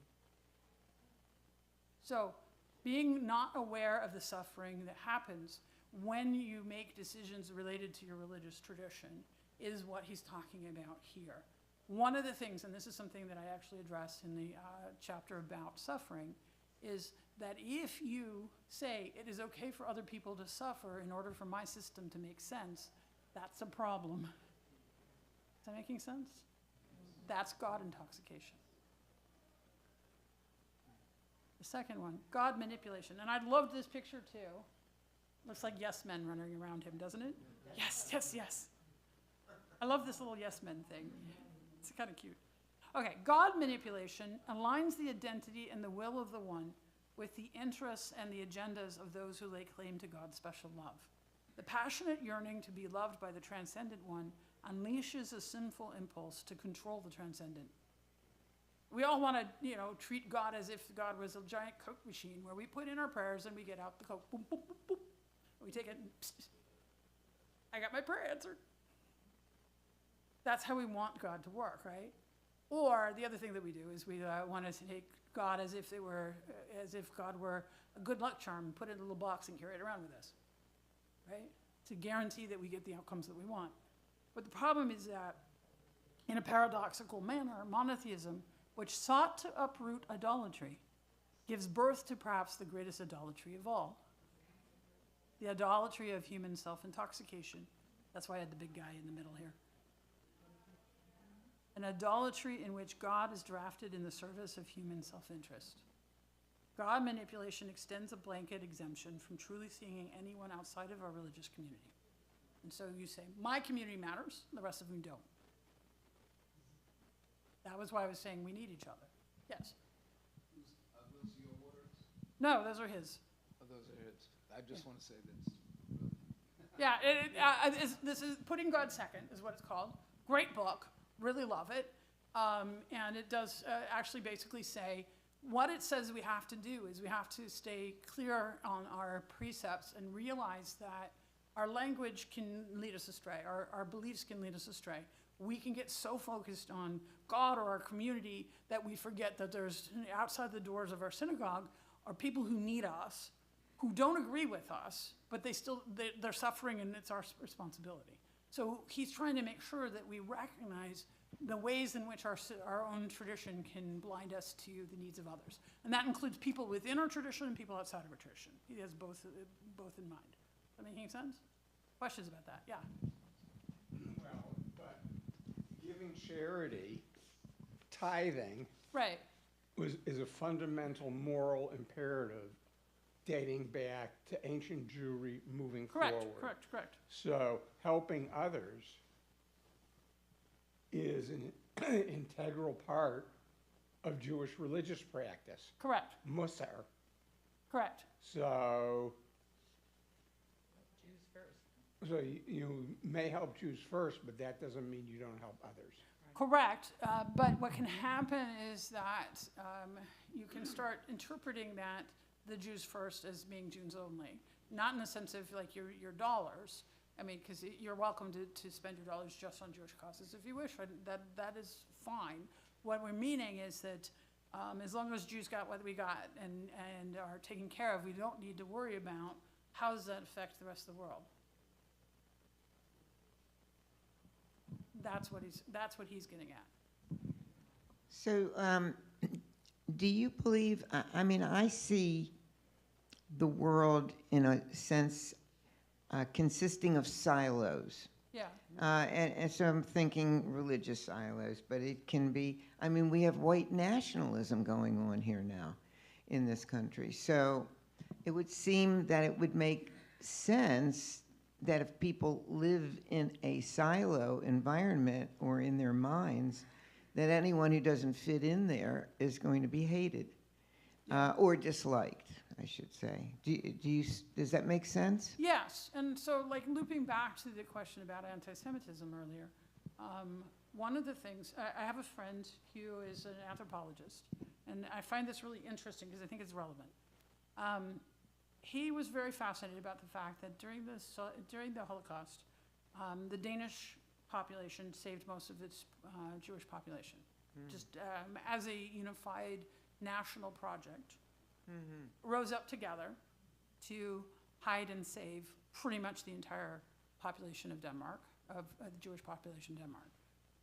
Only 400 Danish Jews perished in the Holocaust, and a significant number of them are heart attacks related to transport, like that kind of thing. And he was like, why did the Danes go and do that and nobody else did? Like, what was with that? What made them do that? And so, happily, he spoke Danish. That was helpful. And he spent a lot of time interviewing People who's, this was a little, before this generation started dying out, and interviewed people who, stepped up and did things that were dangerous to save Jews that they didn't know from certain destruction, and asked them why. And what he found was two things. One was, or really one thing, but it expresses itself in a couple ways. He found that the Danes have a theology that says that you have to protect your neighbor. Love your neighbor as yourself. That it was, in their case, it was a biblical commandment, but their religious tradition, that was, the Church of Denmark, was that you must protect and love and care for your neighbor. And for whatever reason, as opposed to the rest of the countries around them, they considered your neighbor to be anyone in your proximity, not just fellow Christians. And so, when people who were neighbors of them were put into situations that were dangerous, they felt that their religion called them to fix that and address it and be there for them. And so they made it happen because of their religious tradition. What I take from that is that what we need to do when there's times of anti-Semitism is know our neighbors. I think breaking down those silos actually helps make us safer. That when people around us feel like they have a responsibility for their neighbors and feel like they need to be part of us and then be part, or interact with us or save us or whatever, and vice versa. I don't mean this. I don't mean to say we're the only ones ever needing saving. We have this responsibility. Is that making sense? So when you hear of people who are being targeted, you could take the Danish example to heart. You could say, well, if they're not Jews, I don't care. You have that right. But I think, taking that lesson from the Danish experience, that it is more a moral imperative, personally, this is my feeling. You can agree or disagree, you can choose otherwise. If I know of people who are in danger, I would like to be like the Danes who saved the Jews. Is that making sense? Nobody does.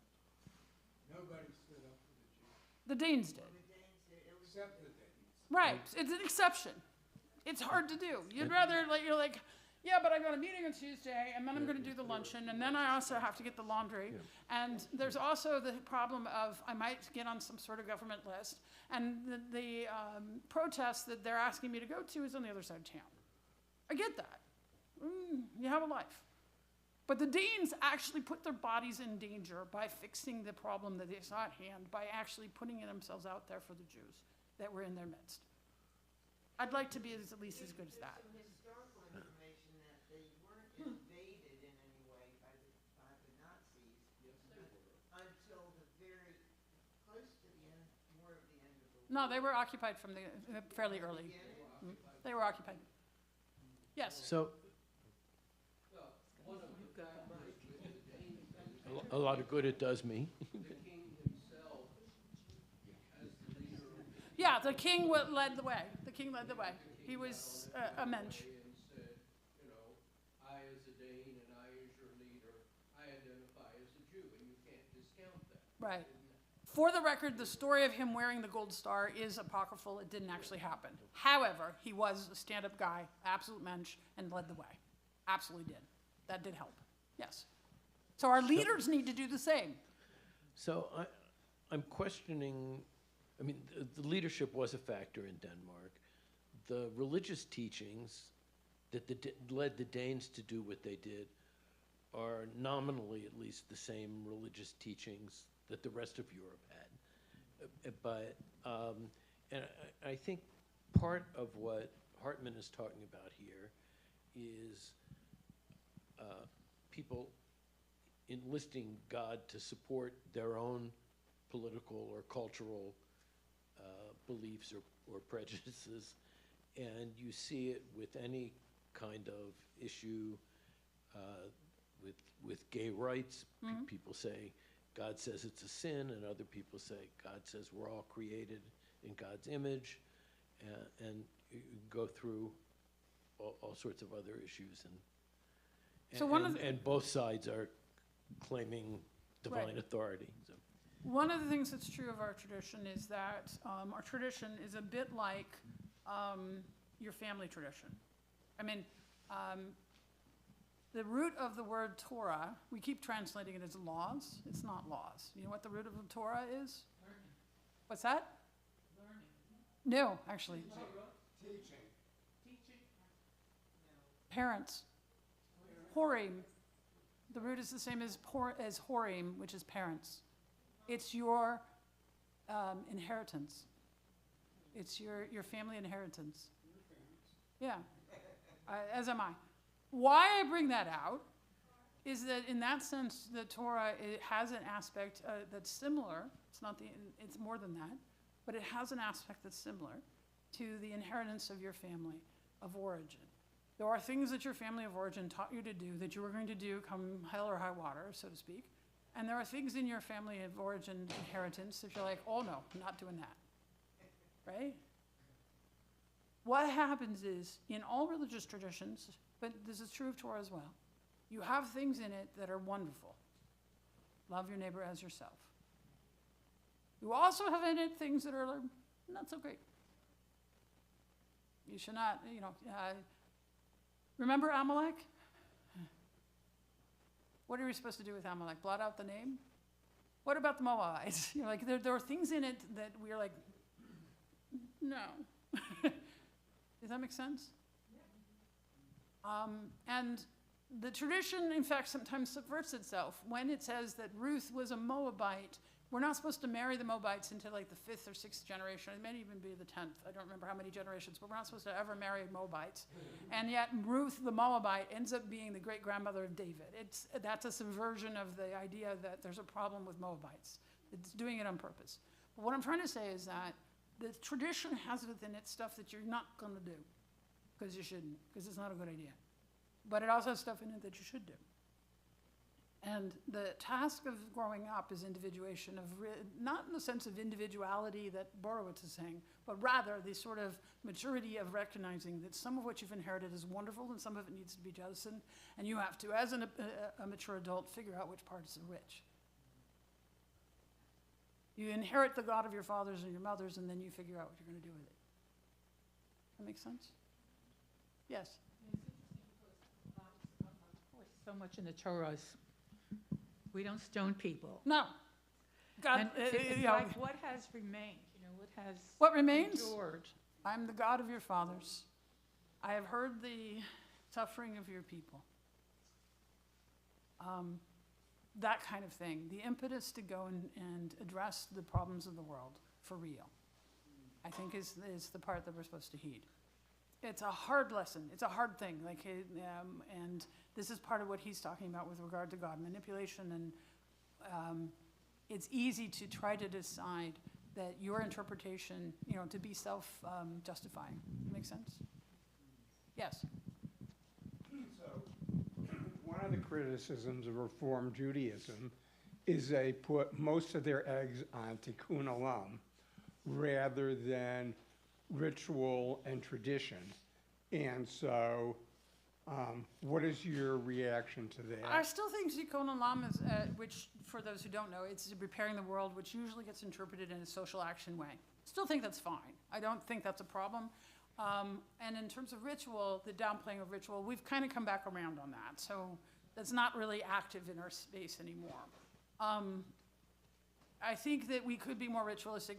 Where I actually think that reform needs to kind of get its act together is to be more community-minded, create actual robust communities that are there for each other. That's what I think.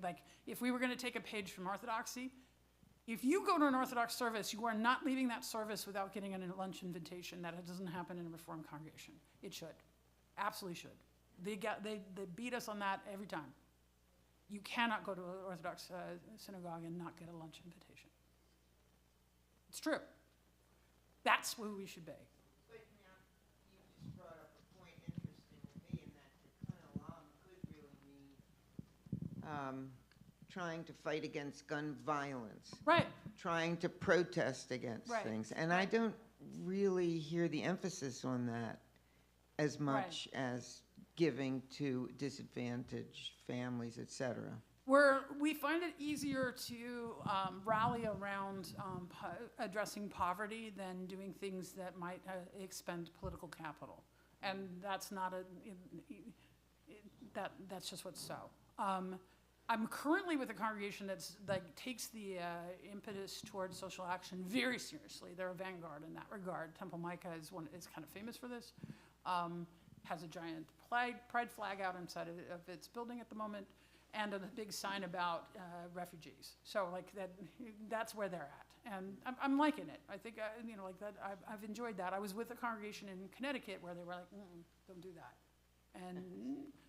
but in Connecticut it was much easier to rally them around poverty because they're all like, "Yes, poverty should not exist." I don't know about gun control, but poverty should not exist. So yeah.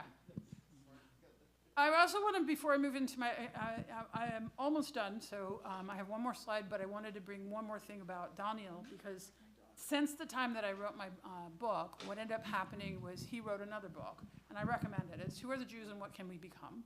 And he takes the Soloveitchik idea of two covenants and creates a really interesting argument for inclusion and for having a sense of community among Jews.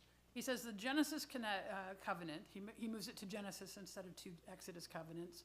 It says that all Jews, by virtue of being Jews, are Jews, and there's no content. We are responsible for each other. We absolutely have something to say to each other. We absolutely are a community together. You'll recognize that from Soloveitchik. And then the Exodus covenant, the one at Sinai, says that you have to do certain things, but that's for your community, not for all of the communities. So basically, he says we have a general covenant of all of us, which has no content. It's just we are all connected. And then a specific covenant, each of our communities have our rules and regulations about what we will and won't do. So if you're going to join an Orthodox synagogue, you need to be Orthodox. If you're going to join a Reformed synagogue, you need to be okay with some of the things that they'll do that are not Orthodox, right? Yeah. Yes. Is Orthodox, He is in fact Orthodox, yes. so he's chosen that. Yes, but Right. one of the most interesting things he says in there is he's like, and this is fascinating because he's an Orthodox rabbi, he says, we need to get over our worry about intermarriage. Let it go. I know, I wouldn't expect him to say that. So it's totally worth, read his thing. I don't want to try to recreate his argument, but it's fascinating. And I think that it's one of the best books about Jewish identity that I've read in the last 2 years. So, Who Are the Jews and What Can We Become? One of the painful realities of the fragmentation in Judaism is ultra-Orthodox who claim that if you're not ultra-Orthodox, and especially Reform, Yeah, you're not they don't like me much. you're not legitimate. And in Israel, that gets carried to an extreme. Agreed. Can I assume that modern Orthodox is the opposite of that? In other words, in Reform, you hear there are many different paths to the same end, and there's no one path that's more legitimate than another necessarily. Right. Does that characterize modern Orthodoxy? It often can. Yeah. Is there a modern Orthodox movement in Israel that has any substantive to it, any clout? Yeah, absolutely. Yes. So that's the hope of Yeah. Orthodox in Israel. Yeah. Okay. Yes. Yeah, they are. They're mostly Americans. That's absolutely true. Are they having as many children as the ultra? No, but more than we are. More than the Reform. Okay, I wanted to, this is the last concept that I'm going to introduce to you. We're at 2:40, so we have 20 minutes before we're done. But what I'm going to do is introduce this and then open the floor to comments and questions, okay? And if we finish early, fine. What does it mean to enact a covenant with God? This is me writing. It means at the very least that there is some sort of framework for the relationship. The covenant specifies what is demanded and what will incur in return. And in a sense, it defines the nature of reality itself. Is the world tractable to our in response to our efforts? Is God obligated to us in a meaningful sense? The covenant is an expression of moral coherence. That the idea that the universe is not completely random, an agglomeration of events without meaning or justice. Covenant represents the reassurance that the world does have a larger structure, a framework of meaning. That's my own view. I'll give you an example of that, and then I'll open it up to questions. When I was a rabbinical, actually I was already ordained, but I was a PhD student. I taught for a while in a Jewish day school. It was a community day school. This was Yavne, then Rockhorn. And what happened in that context is I was asked to come into a classroom where the teacher had left abruptly, and the kids, and I was going to take over the class. And the kids were like all over the place. You know, they were, essentially their sense of order, their sense of moral coherence had been broken because they thought they'd have this teacher all the way through the year. Something happened which was traumatic for them, and that was the end of it. And so they needed a reestablishment of moral coherence. And the way I approached that was to enact a covenant with them. We studied covenant, we studied the different things, and we came up with a covenant together to enact as a class. And so we made rules. There were things that I agreed to. I wouldn't give them too much homework, they said. There were things they agreed to. They were going to actually listen when I talked and not make noise. And we also had witnesses. We brought in the administration, and they came up also with a ritual. And you know what the ritual was they put all of the desks of the classroom in a row, and they all sat in them facing each other. And I and the administration had to pass through those desks, and then on the other side, we had to hand out cake. Cake. It involved cake. That was the ritual. They were like, you're going to pass through the desks. They were obviously influenced by the covenant of the pieces, you know, passing through the two. They're like, we're not cutting things up, but we'll cut a cake. That's where they came. And so I had given them the birthday analogy, so that's where they got the cake. And plus, who doesn't want cake in the middle of classroom day? But that was what we did. That covenant was literal in the sense of we put it up in the classroom and we followed it. And if they started getting noisy, I'm like, you agree. But it was also metaphorical in that what we were establishing in that context is that we had moral coherence, that the world was going to unfold the way they expected it to unfold. Part of our covenant theology is our idea that actually we are in relationship. There is actual meaning to our lives, and that we're enacting that in the context of our Jewish tradition. Make sense? Okay, questions? I have a parking lot question. Yeah. Rabbi has already answered this, but the Jewish population of the world is 0.2 of 1%. Yep. 16 million people, and yet Nobel Prize winners are 10 to 20% Jewish. The number of doctors in this country is 20 to 25%. Number of lawyers is the same thing, engineers, scientists.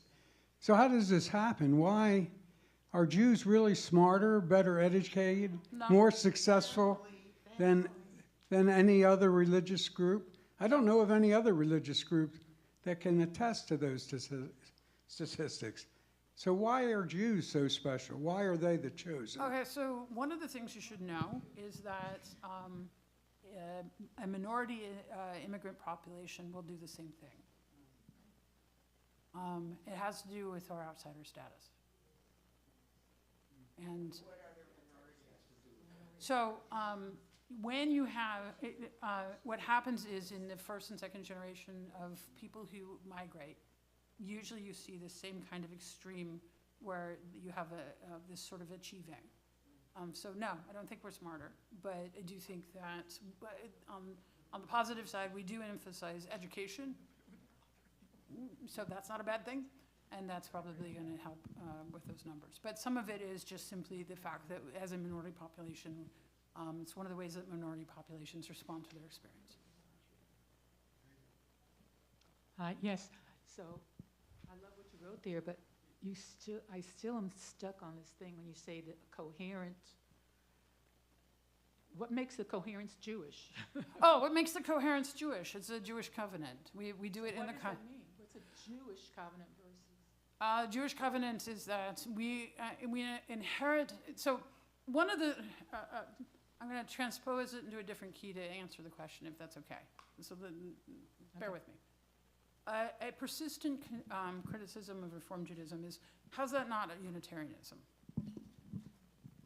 And the answer is, it's actually pretty obvious if you spend time in Unitarian circles.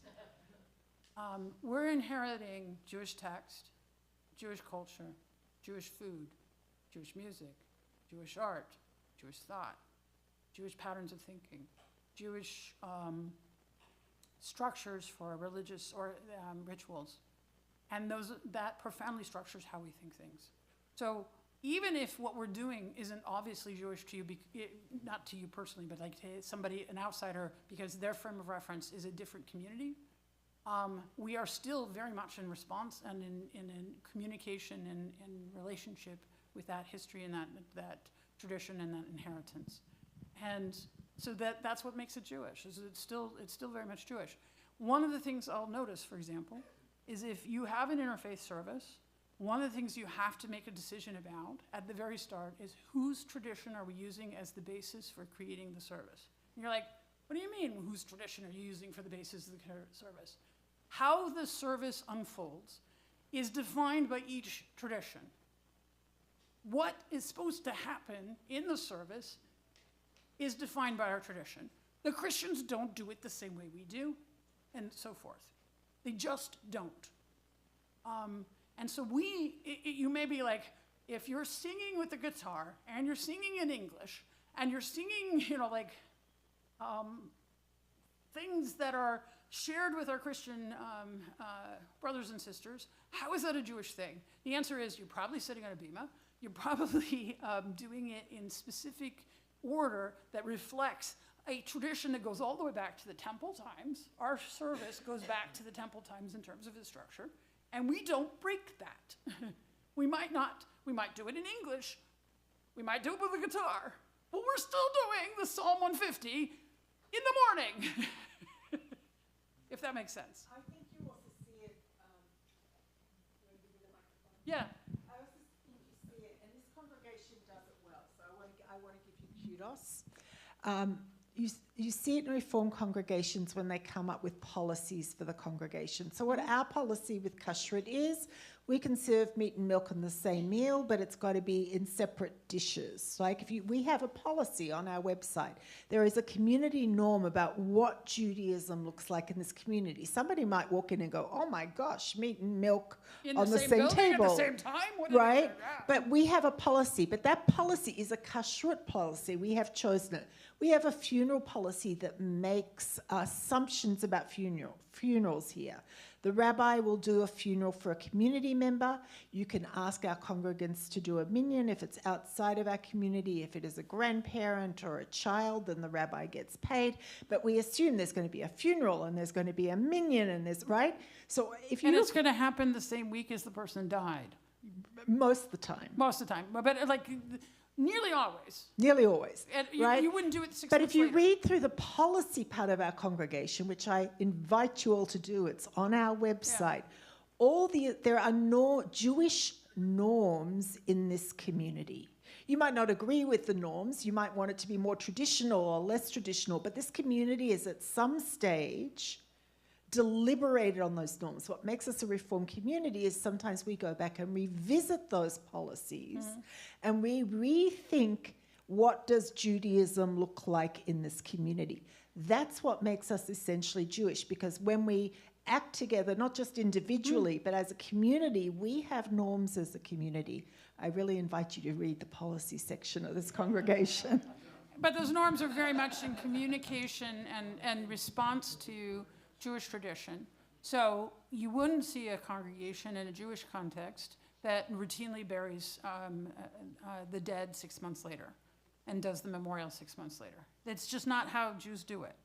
So And one other thing that's just on the same, but maybe, I don't know if you want to go into it or not, Rabbi, but there are 3 Jewish congregations basically in this building. And when we all 3 have a gathering of a service, don't you have to decide, do you want to talk a little bit about that? So when we get together with Columbia Jewish Congregation and Kol Nefesh, we don't get together yet with the African American Jewish congregation that's here, but one day, right, when the Mashiach comes, or before, when we get together to do things and we're talking about a service, we all have different customs and we negotiate it out. For example, Columbia Jewish Congregation does their Amidah silently. Do we just do the first three sections together out loud and the rest silently? Do we do it all silently? We all use different allenals, right? So do we use something totally different, or do we use something that's a compromise that the Reconstructing congregation and the other Reform, like, so we constantly have these talks about what can we agree on as a Jewish communal norm for people that come together from different philosophies. So that actually happens in the building quite actively every time we get together. If you notice, when we had Julie Silver and Sue Horowitz 3 weeks ago here, and that was a combined effort of the 3 congregations, Aleinu is always a huge debate amongst the rabbis and cantors of our 3 congregations, and we chose to do a Batya Levine song instead, We Rise, right? And then V'anachnu Kor'im. So that there is, yes, communities establish a norms. We have our norm here in the congregation, and then we're constantly negotiating a norm when we get together with the other Jewish congregations that live in this building too. But I would also point out that the format, like the basic structure of the worship service for a given time, you all agree. Like all 3 congregations agree that you have, depending on what time of day and what kind of service it is, what kinds of prayers are going to be in the first part, what kind of prayers are going to be in the second part, and so forth. Each of us interprets that differently, but we have a basic structure. That's part of what makes it Jewish. So when you do it, if you've ever tried to do a service as a rabbi with a Christian, you're just like, okay. So we're going to start with the Psalms. And they're like, no. We're going to start with we're going to start with a processional. And I'm like, what? Anyway, we don't. That's the answer to what makes it Jewish. Is we do actually genuinely engage with our Jewish tradition in real ways. We don't come to the same answer, but we are engaging with that same tradition. If that makes sense. Yes. I want to go back, Jim, don't leave, because I want to go back to Jim Strauss's comment with an observation, get your response, but then also a question. I think what's differentiated Jews from the very beginning is literacy, which led I do to think that matters, education. Yeah.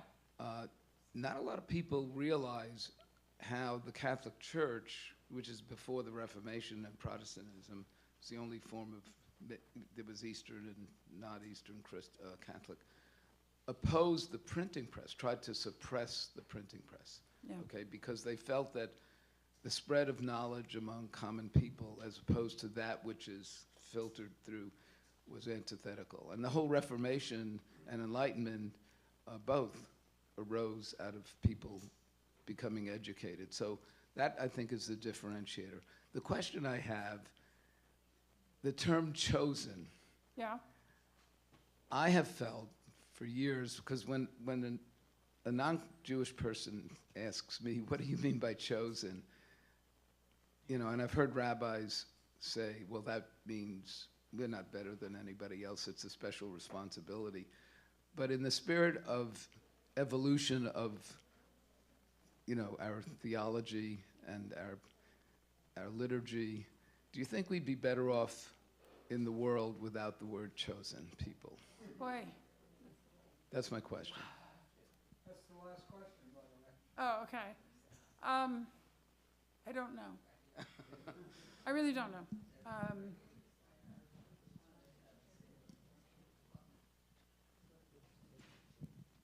I like the idea of,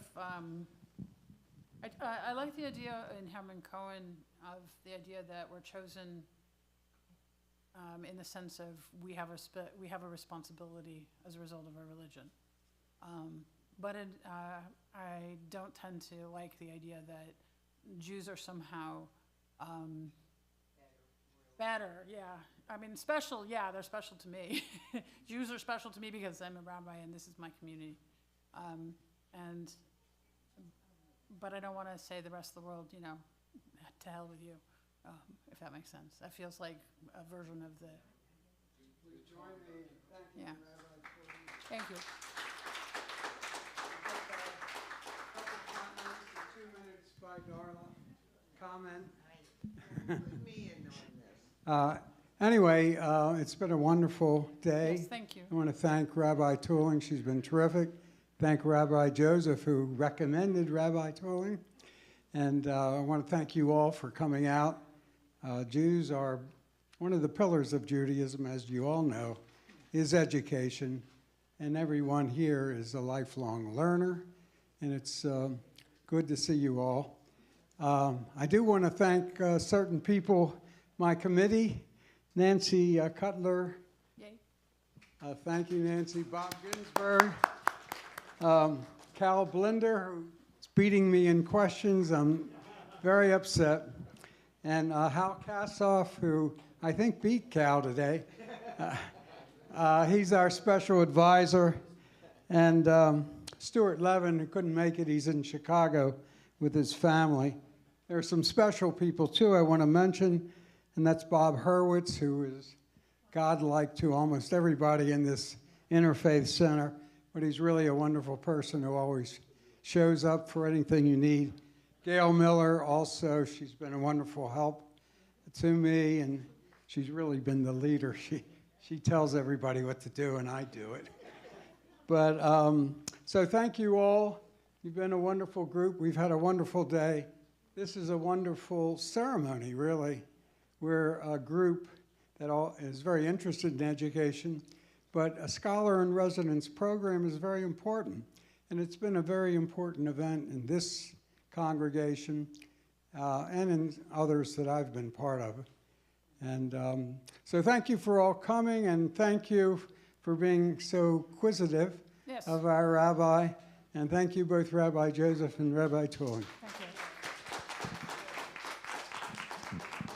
Here comes Darla. No, I'm turning the mic off. Yes. No, this has been lovely. Really wonderful. Thank you.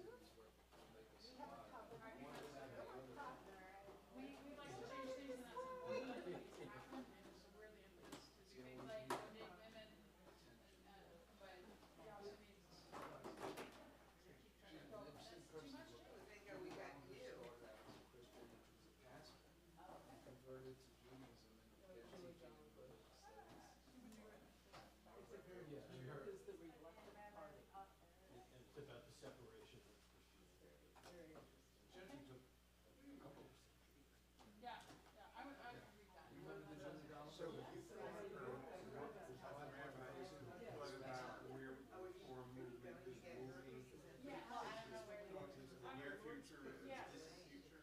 I've been working with, there's a group that's called the Mohawk House. Annually, we talk about these things,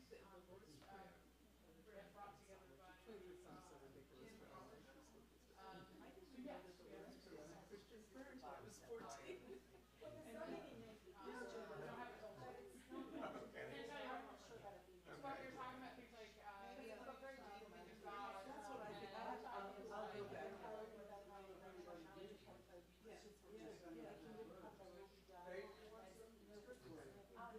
So, yeah, the point that Jim brought up about Jewish accomplishment in the world.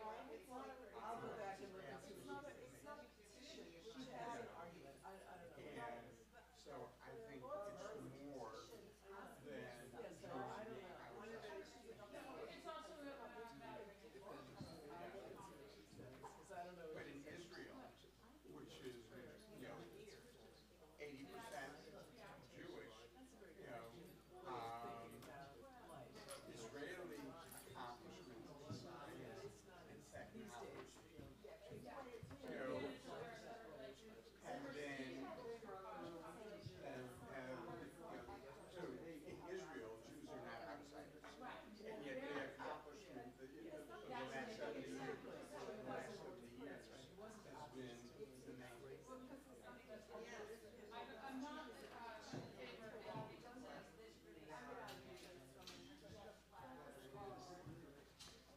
So I think it's more than just education, it's culture. Why? Jews have accomplished so much over centuries.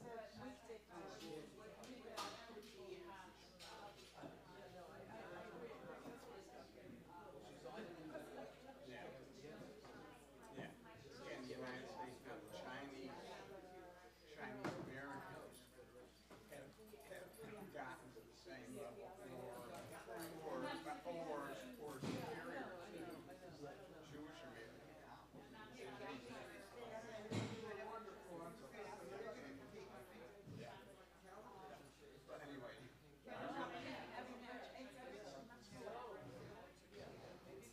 well, Chinese,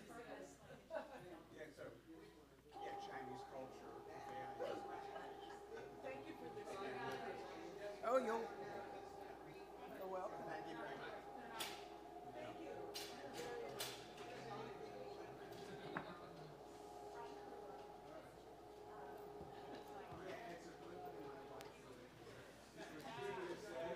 All you're doing is encouraging more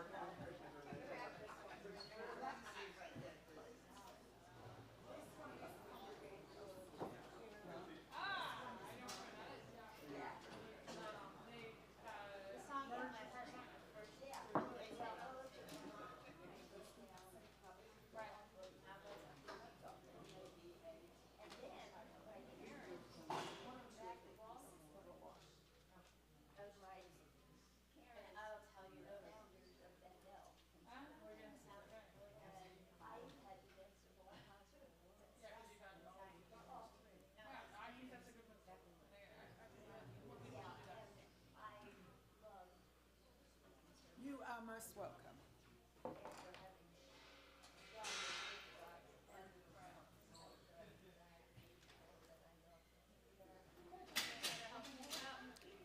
I'm just gonna. Do you know how to turn this off? Let me show you.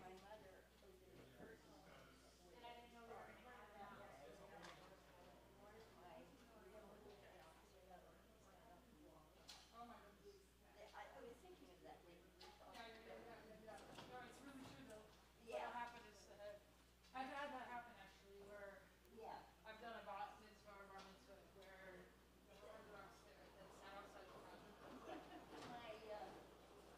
My grandfather, on the other hand,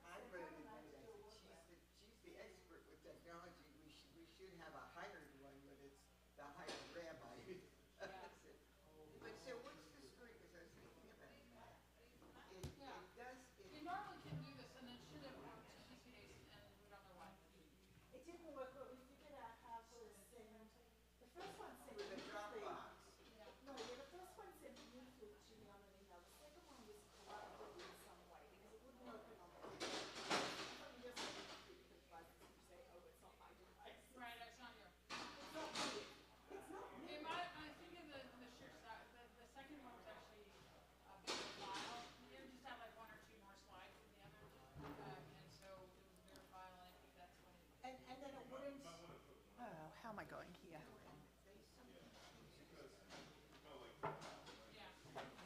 So we had a little bit of that. But I've, you know, that we've tried it several different ways, and then we just airdropped it into my phone, and then I've saved it into my Dropbox, and then I could open it from my Dropbox. Yeah, I forgot how to airdrop. I had to do that for everything. I was like, where's the airdrop? Yeah, But it airdropped very quickly. it did, yeah, we're usually I put the other microphone back in your office. Oh, the box. Fantastic, because that's where it's kept, so we don't lose it. There's a wooden thing, what is the That's the Megillah. So we had the Megillah in the back of the closet, and they had forgotten.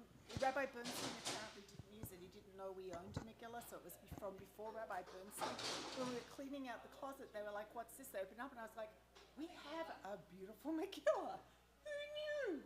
Nobody told me, because we've been using like paper copies." So I said, "This goes into my office, so I always know where it is. So it's not in the back of a closet." Yeah. Which is why we have a box with Megillah. I didn't want to talk anymore, you know, five.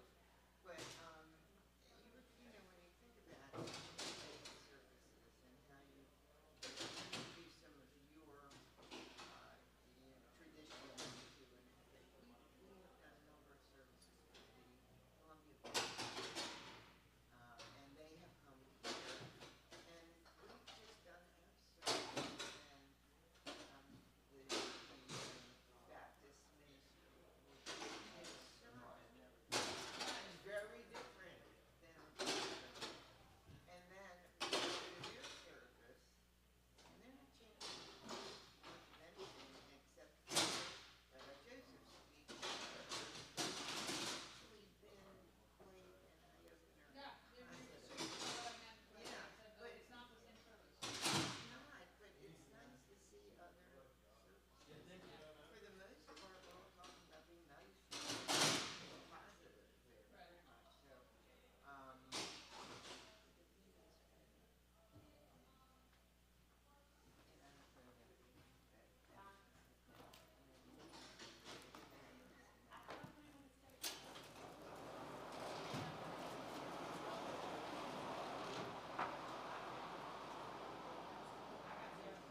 Okay, where is the plug to my computer?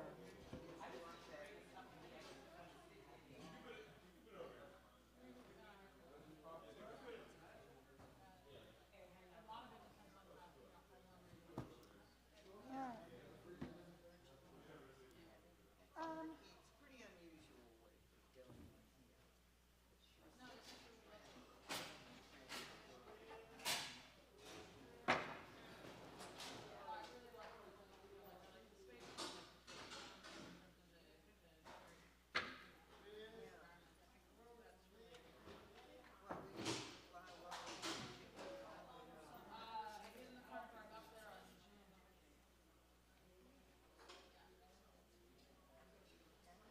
Maybe I can borrow it across from our 51st. Yeah, all the furniture stuff moves forward with that, but my last, Dan's been, Okay. Does anybody know what's happened to the power for my? no, I'm doing another. How many years? 1 year?